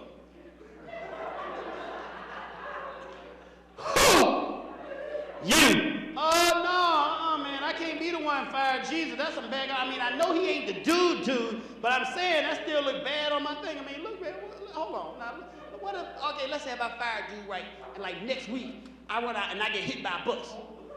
Then I'm like dead. And then I go up to heaven. And I'm like, hey, can I get in? And they're like, hey, are you the guy that fired Jesus? It wasn't the same dude. I don't care. Kick me down to hell and whatever while they getting the paperwork and everything worked out. No, man. No, I don't want to take that kind of part. No. Marvin, look. Stop being a punk about this. You got to handle your job. Who's in charge of human resources? You are. Yeah, but you're the vice president of the whole freaking company. You can fire whoever you want. Look, Marvin said, you got to do this. No, come on, don't let me do that, man. Come on. I mean, that's some bad. I'm sweating, man. Don't let me do this. Come on, let me slide. Look, Marvin, stop being a punk about this. Hell, I fired Moses last week. It's your damn turn. I had to do it. Now my basement flooded every 3 days, but I still had to do with it. Simple solution, just don't hire me in the first place, man. Now, my favorite group, I saw it mentioned earlier. One of the things that we had coming over, and I love talking about this, is like it's a perspective because Jay up here, Giovanni, he was up here and he was trying to understand you ladies. And then I saw the other 2 ladies comment up and they have a different perspective and stuff. And it just blows my mind how you can have 2 genders that's been on the planet the whole time and we still just clueless about each other. I mean, it's just amazing. Here's the thing, like, my favorite group is the couples. Anybody here dating and been in a long-term relationship? Anybody with somebody for a long period of time? Okay, 3 people. But you know what I like though? Usually, you know, is every time I'm in a big event and there's some couples and I'm like, who's in a happy relationship? Every man always look at his wife or girlfriend and make sure everything okay. He's like, okay, we good? Okay, yeah. Every man check in right then because he know he done pissed his wife off on the way over to the club. You know, we don't never know our little status. Be like, well, she ain't left me yet or shot me, so I know I must be doing pretty good. I don't see how you guys do it, though. I've been in some long-term relationships. I've gone long as 10, 15 minutes before. She started talking. God, and it went downhill, man. Like, once she got dressed, we didn't have nothing in common, no more. What's your name again? Shaniqua LaShawn. No, here's the thing. Here's the thing. I love when the couples come out. I love it because it just shows that there's some hope. Because when y'all lose it, you just freaking lose your freaking minds. And I don't know who's worse, me and the women. You're both crazy. Here's a good example. Ladies, if you're dating somebody and that guy's trying, don't be blaming him on all the crap your old boyfriend did because your old boyfriend, you picked that old guy. Don't be blaming the new guy. That's your fault you dating crazy folks.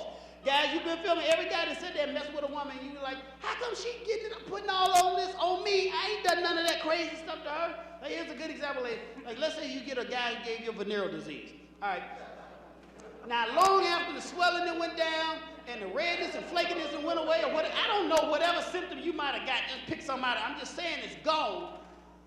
But you still mad and you're not mad at the guy who gave it to you, you're mad at all men. And that ain't right.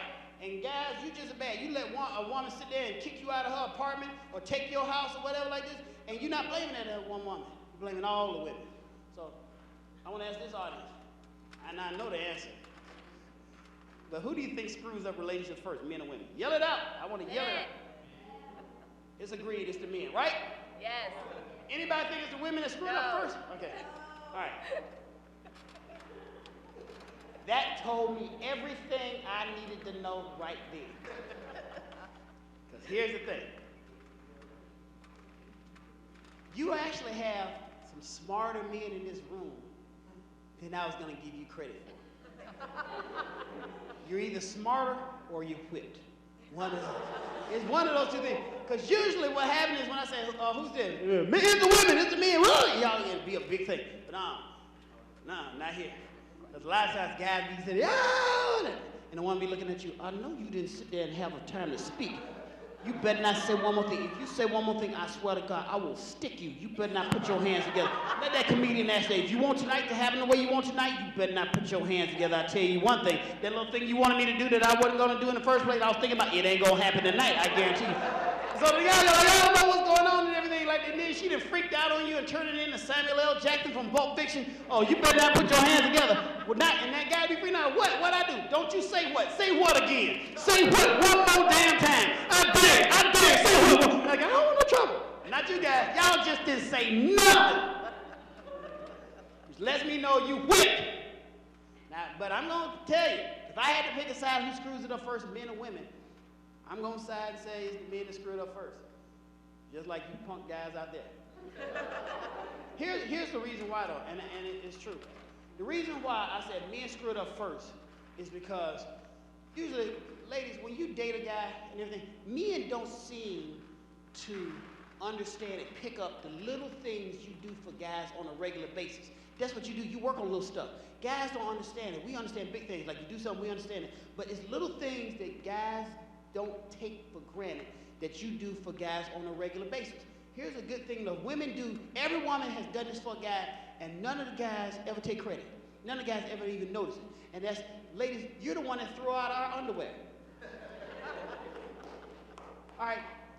There's not a man in this room that ever threw away a pair of underwear. Ever. I don't care how old you are. I've been living here for, I don't know, 30 some odd years. I have never remember saying, oh, this underwear is too ragged. I'm going to throw that away. It just turned up missing. Eventually, I had about 9 pairs. Then I got 7. Then I got 3. Now I go to Walmart, got some new underwear. Don't know what happened. I'm like, hey, what happened to the rest of my underwear? I don't know. It just must be good. Women throw it away. Because, ladies, you put an expiration date on underwear. See, for guys, it just get comfortable. It just get more and more comfortable.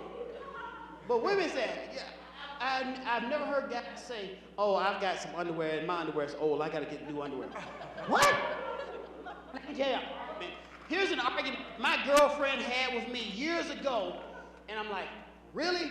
And I was sitting there, and as a comedian, sometimes I make a lot of money, sometimes I don't make that much money. It goes up and down. It's just the nature of comedy. We were sitting in one of those, not that much ramen noodle type of money like this. And I was like, she said, I'm tired. We don't have any money. And I was like, well, what do you want me to do? I'm like, we've been paid the bills. Everything's paid. We got food. So what's the problem? I want some new underwear. I'm like, well, what's wrong with your old one? I'm not going to wear any old underwear. I'm like, really? Is this an issue? I'm tired. I don't want no old underwear. I want some new underwear. And we don't have any money. I'm tired of not being able to sit there and be able to run out and get me some new underwear. I'm like, well, you just going to have to deal with it. I'm not going to deal with it. What do you expect me to do? Walk around the house with no underwear on? Really? Is that your argument? Because I can tell you from a man's standpoint, we ain't going to never have bra and panty money. I can tell you that right now. I might be having money coming there, but I'm never going to say, oh, yeah, here's some more bra. You just going to have to go naked for a little while. But that was her argument. She thought that was, I was like, oh, no, that's not going to work. Now, I'm standing there, and I want to tell you this right now. Women, as a general, I said that and mentioned it earlier, it's the little things that you do. The problem that happens in a situation is that what goes wrong in a relationship is that men take you for granted, ladies, right? Yes. Okay. Men take you for granted and we stop thinking. That's what screws up relationships. And I say this, and here's the part of the show where I'm looking at the men in the audience, you go, man, you better shut up, I hate this. Because every man has the same fear that you're gonna go home right now and your girlfriend gonna be like, you know, the comedian brought up a lot of interesting points tonight. Because I have been feeling like you haven't been there for my needs. I have been feeling neglected. You know what, we can go home, I was kind of in the mood, but we can go home and we can have this discussion all night. Maybe I can wake you up early in the morning and we can finish this conversation. And that comedian goes, I hate that comedian. But it's true. The problem that goes on wrong with a relationship is that men don't think. And women, you think too damn much. Men don't think, women think too much. That's what screws up everything. And ladies, you can't help it. The reason why you think so much is that everybody knows women are smarter than men. It's a biological fact. Guys get pissed when I say that. It's not my opinion. I seen that crap on Discovery Channel, so I know it's true. This isn't Marvin Lee saying it. According to the Discovery Channel, women can process, analyze, and spit out information 2 to 3 times faster than a man. So guys, every time you get in a fight with her, she double team your ass right from the beginning. But ladies, because you are smarter, you can create some problems that, to be honest, men just don't see as problems. Ladies, you can come up with some stuff that the human male mind can't even comprehend. Perfect example. It had to be a woman come up with something like breast reduction surgery. I don't understand that. There's not a man in this room that can wrap his mind around that concept. You got nice breasts, get mad at on they got to go. What? Look, ladies, I done been mad at my from time to time, but that don't mean I'm on a relationship. I know we're gonna make up, but ladies, y'all get mad, they got to go.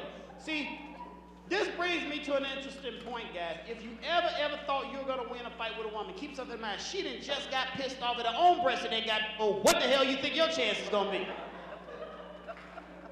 Does anybody know why women had a surgery? I heard it, that's what I heard, back pain. I've heard that before.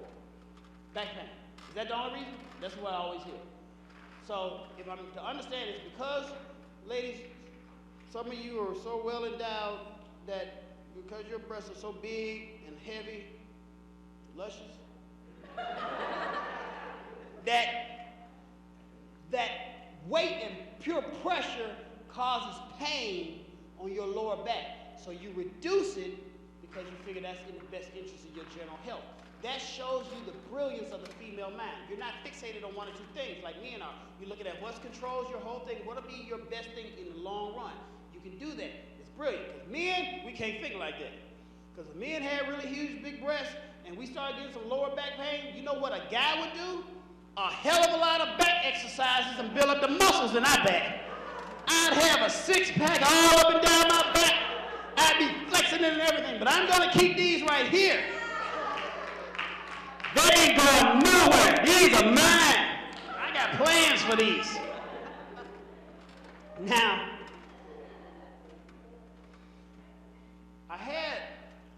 I was in Houston, Texas doing a show, and there was a lady to the side of my stage getting mad at me. I said, what? She said, you're making fun of some situation that's very dear to me. I said, what? She said, because I happen to be one of these very large-chested women. I'm like, I know. And I've noticed that when I walked on stage. So we're all in agreement. She said, well, but you don't understand all of the pressure that we are under. You don't understand all the pressure that men put us under. You don't understand all the pressure that women put us under. I'm like, what's the problem? She said, when you're that well endowed, there's two problems that I have. She said, the first problem is it's a lot of weight to carry. You're joking about it. And I'm like, well, I'm sorry.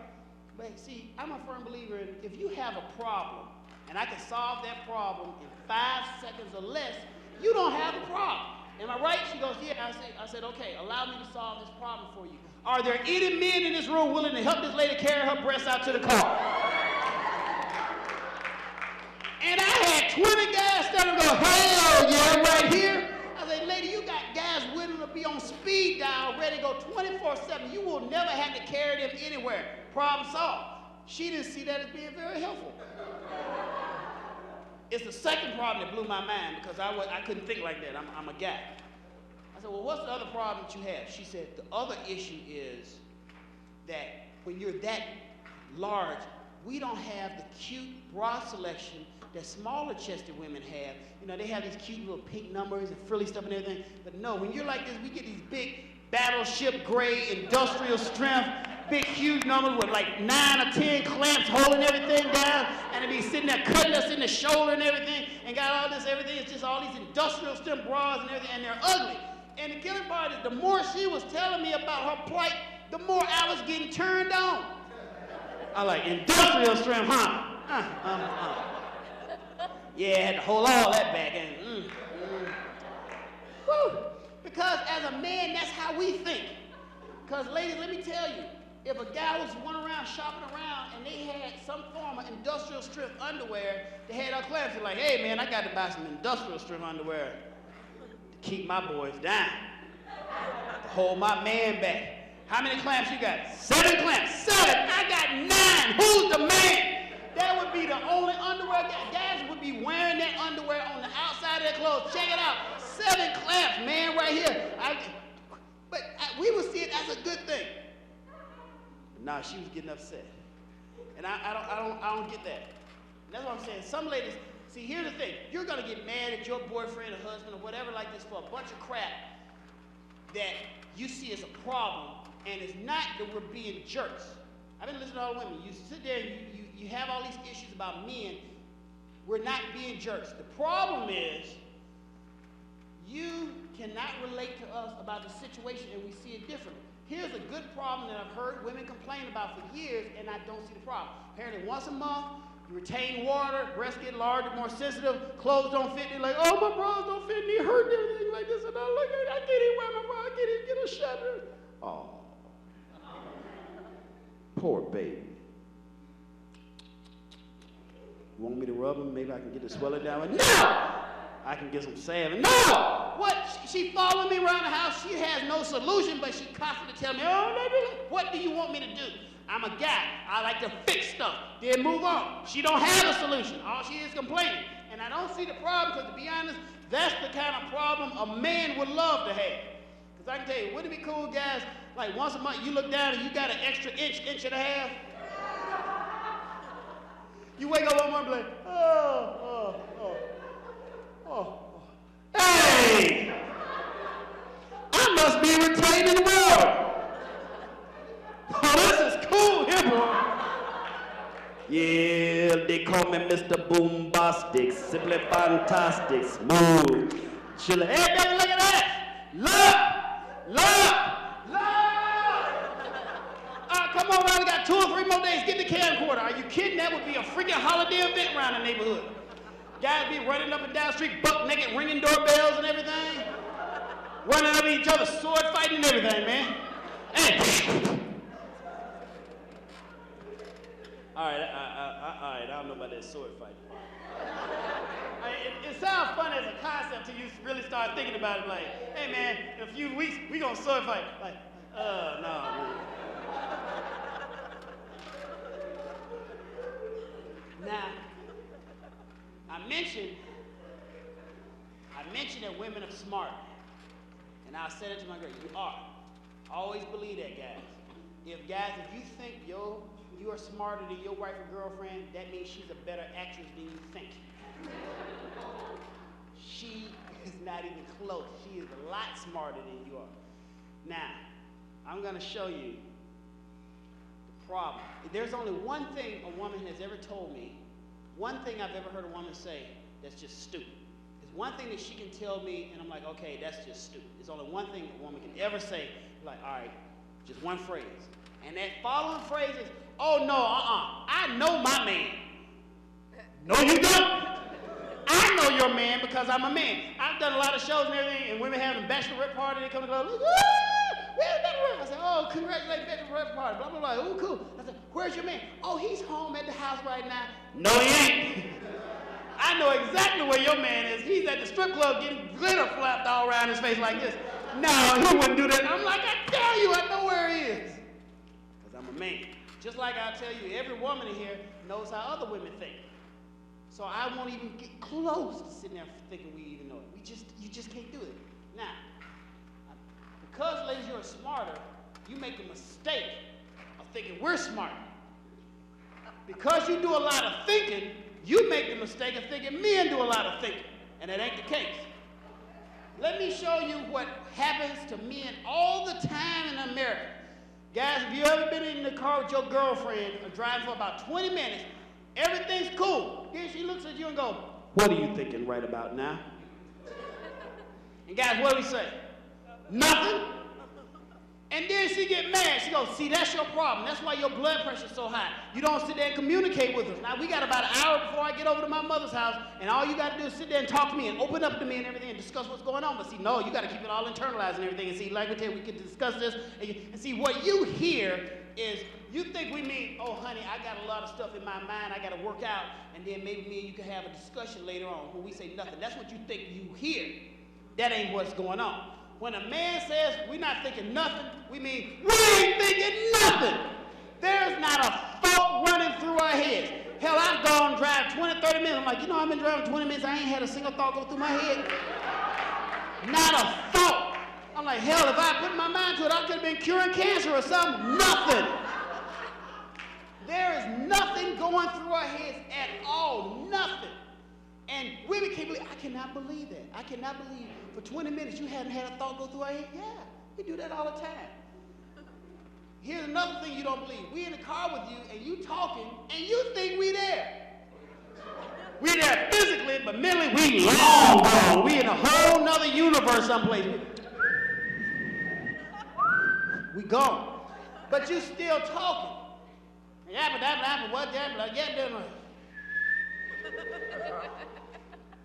But see, ladies, what you don't understand is you have a couple of words that you will say that will bring us out of this fog. Problem is we don't understand the context of the words that you just said. He'll be like, blah, blah, blah, blah, blah, blah, blah, blah, blah, blah, blah, blah, panties. Whoa, wait a minute. What did you say about some panties? I said we got to stop by the Walmart. I got to pick up my mother some panties because, oh, nah! You woke me out of a good fog to talk about your mama's underwear. Now we pissed. Now, the problem is, ladies, for anybody here that's in college, and ladies, you start out young, please take my advice. You're going to have a happier life if you listen to me. You way overthink me. Way too much. I heard women say, "What do you think he's thinking about now? Do you think he's thinking like this? He ain't thinking none of that stuff y'all coming up with." Like, here's the thing. I've seen ladies go ballistic right before a date with a man that she really likes. And guys, if you've never seen her thinking, get with like a girl cousin or a sister and watch her get ready right before a date. It will blow your mind. Like, "Oh, do you think he's gonna like the outfit? I got my hair done, nails done, and everything. I got a matching underwear." Not that he might see it. He may not see it. I don't know like that. But I got matching underwear. I got my hair done and everything like this. And then we're gonna go to this nice restaurant. And we go to the restaurant. I don't know if I'm gonna eat everything because I don't want him thinking that I eat a whole lot. Because and everything. I had to sit there and been starving all week just to get this dress. But I don't know if he thinks like this. But I tell him, "Girl, I want to eat. I don't want to sit there and eat no salad. I want to eat that. But I don't want him thinking I'm a gold digger. So when he such just a restaurant, should I stay here and everything? I want to be cheap, but I want to go to someplace nice. But I don't want to sound like a gold digger. So where do I go there? Maybe we can go see a movie. And I want to see something that he wants to, but I want to see something because I saw that new Brad Pitt movie and I really want to see it, but I don't want him thinking that I like Brad Pitt or nothing like that.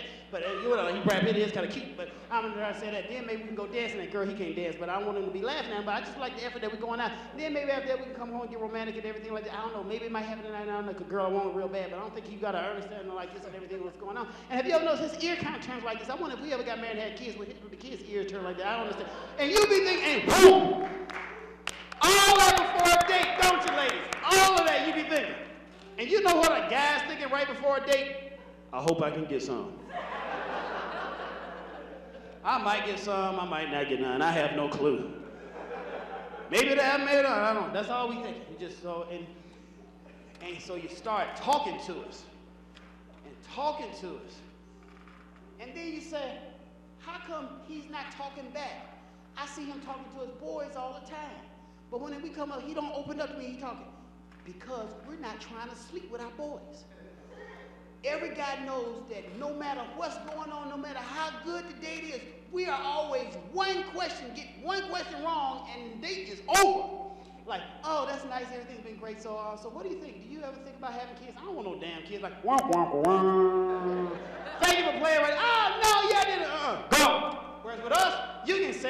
everything about us. You ain't about nothing, never will be about nothing, you never gonna amount to anything. Oh, so are we gonna sleep together tonight? Yes, okay, fine, let's go. I'm gonna tell you something, ladies, here's something else that you don't understand about men. I'm gonna tell you a little secret about men that men hate me saying, because it's the truth. Okay. Every time, ladies, you ask us a question, every time you ask us a question, it doesn't have to be sexual related, just any time you ask us a question, before the man answers you, what we're thinking in our head is, will my answer to this question allow me or prevent me from having sex in the future? No matter what. Honey, did you take out the garbage like I asked you to do?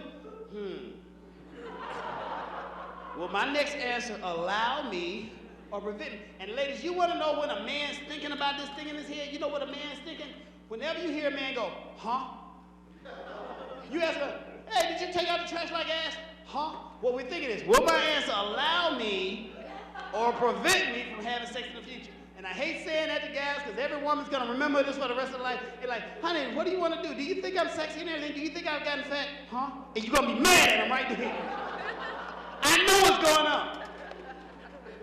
Now, I mentioned, like I said, you're smart. Ladies, all you got to do is understand 3 things about a man, and you'll never have any problems. Just 3 things. We're horny, we're competitive, and we're stupid. That's it. That's as complicated as we are. Now, I'm not going to try to prove how horny the men are in this room right now, just take my word for that. But I'm going to show you how competitive and stupid every man in this room is right now.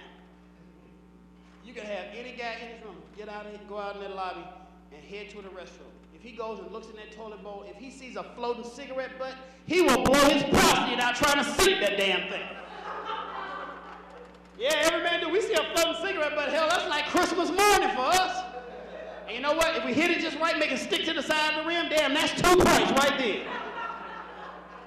Now look at my man back there. He know I'm telling. And look at how the look she has. Every woman making that same look she's making right now. She looking at me and going, all right, really? Do y'all do that? That's just stupid. Really?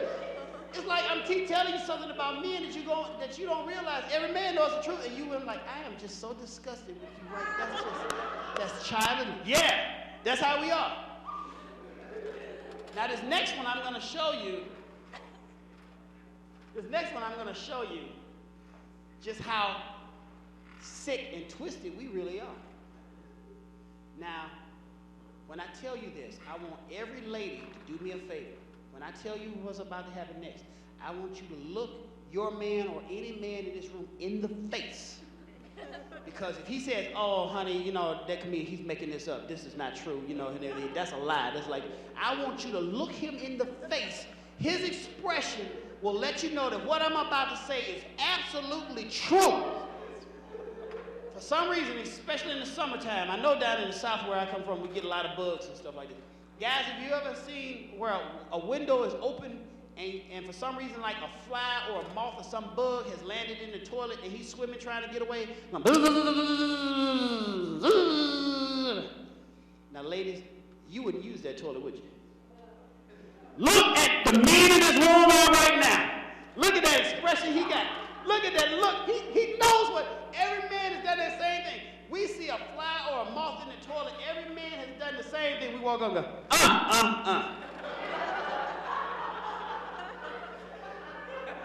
This is ain't your makeup. Because you are about to feel a mighty bolt of Zeus. And we will pee on it till we kill it. And we will walk out of the bathroom feeling good. I have just committed murder with my piss. I have taken a life with my own pee. I am the man.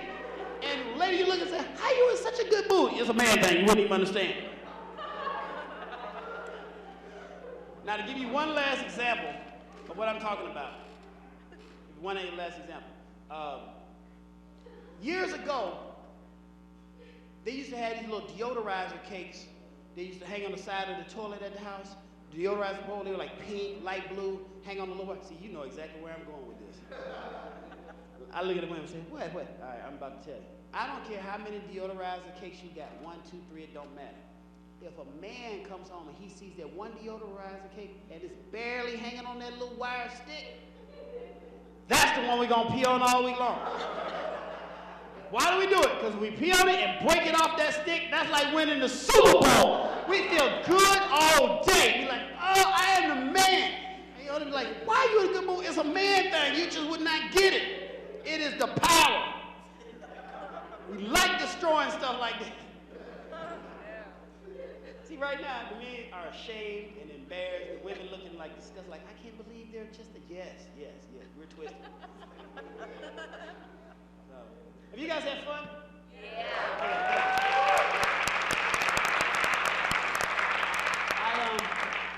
I got to get out of here. I actually want to talk to, we're actually working on a program. I hope we get it off the ground with the Student Government Association where I know comedians from all over the United States and you know, I've been up here performing for, you know, about an hour or so, and I can still do another hour and just keep going. I'm actually having to stop my show because they've got other things. Basically, they only pay for 9 o'clock. So I was trying to get off flood and they ain't got no more money. But what I want to tell you is one of the things that trying to put together is a thing called the funniest comics you have never seen. And I know guys that will come up on the stage and blow the stage off every single time. Now, if we can get this thing together, I want you guys to tell other people, because like I said, I've been up here an hour and I can still keep going. And we'll have some really good people and everything. I'm trying to fly people in from all over the United States just for you guys to be entertained. And all we ask is that, you know, you tell some friends or whatever, and then, you know, go, because to be honest, I'm glad that we got the 50-something people here, because I heard like at UNLV they had a bikini contest, and I'm like, hell, I wanted to go to that. Because I'm thinking I'm funny, but I can't outdo no jiggling. So I'm like, woo, yeah, so I'm headed there next. Anyway, so I want to tell you guys, on behalf of here at the Student Government Association, thank you guys for coming out and supporting comedy. I really appreciate it. You guys, I mean, you're a small crowd, but you guys showed me a lot of love. And I want to tell you from the bottom of my heart, thank you. And once again, give it up for Mr. Giovanni Banks, who he tore it up trying to put this thing together. What, is he in on it? Wait, is he in on it? Anyway, my name is Marley. Thank you guys for coming out and supporting. Take care of it. Give it up one more time for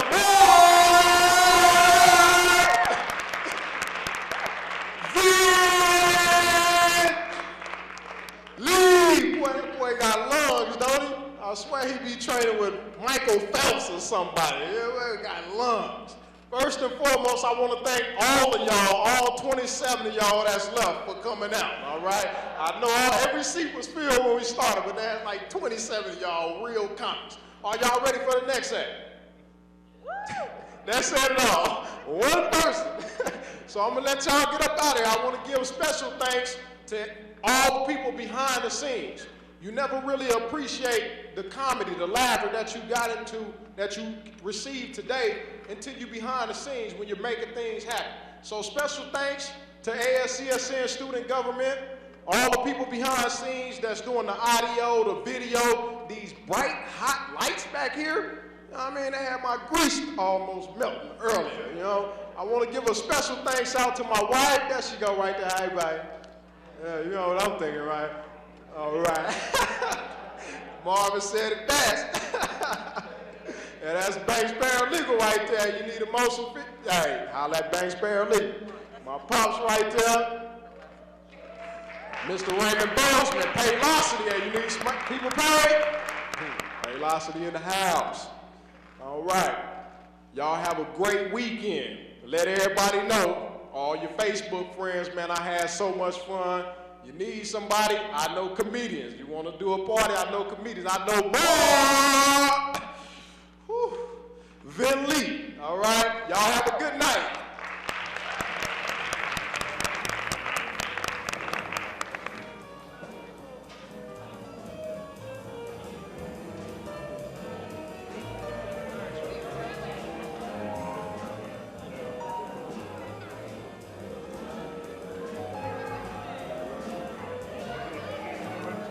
I'm gonna go get the stop sign.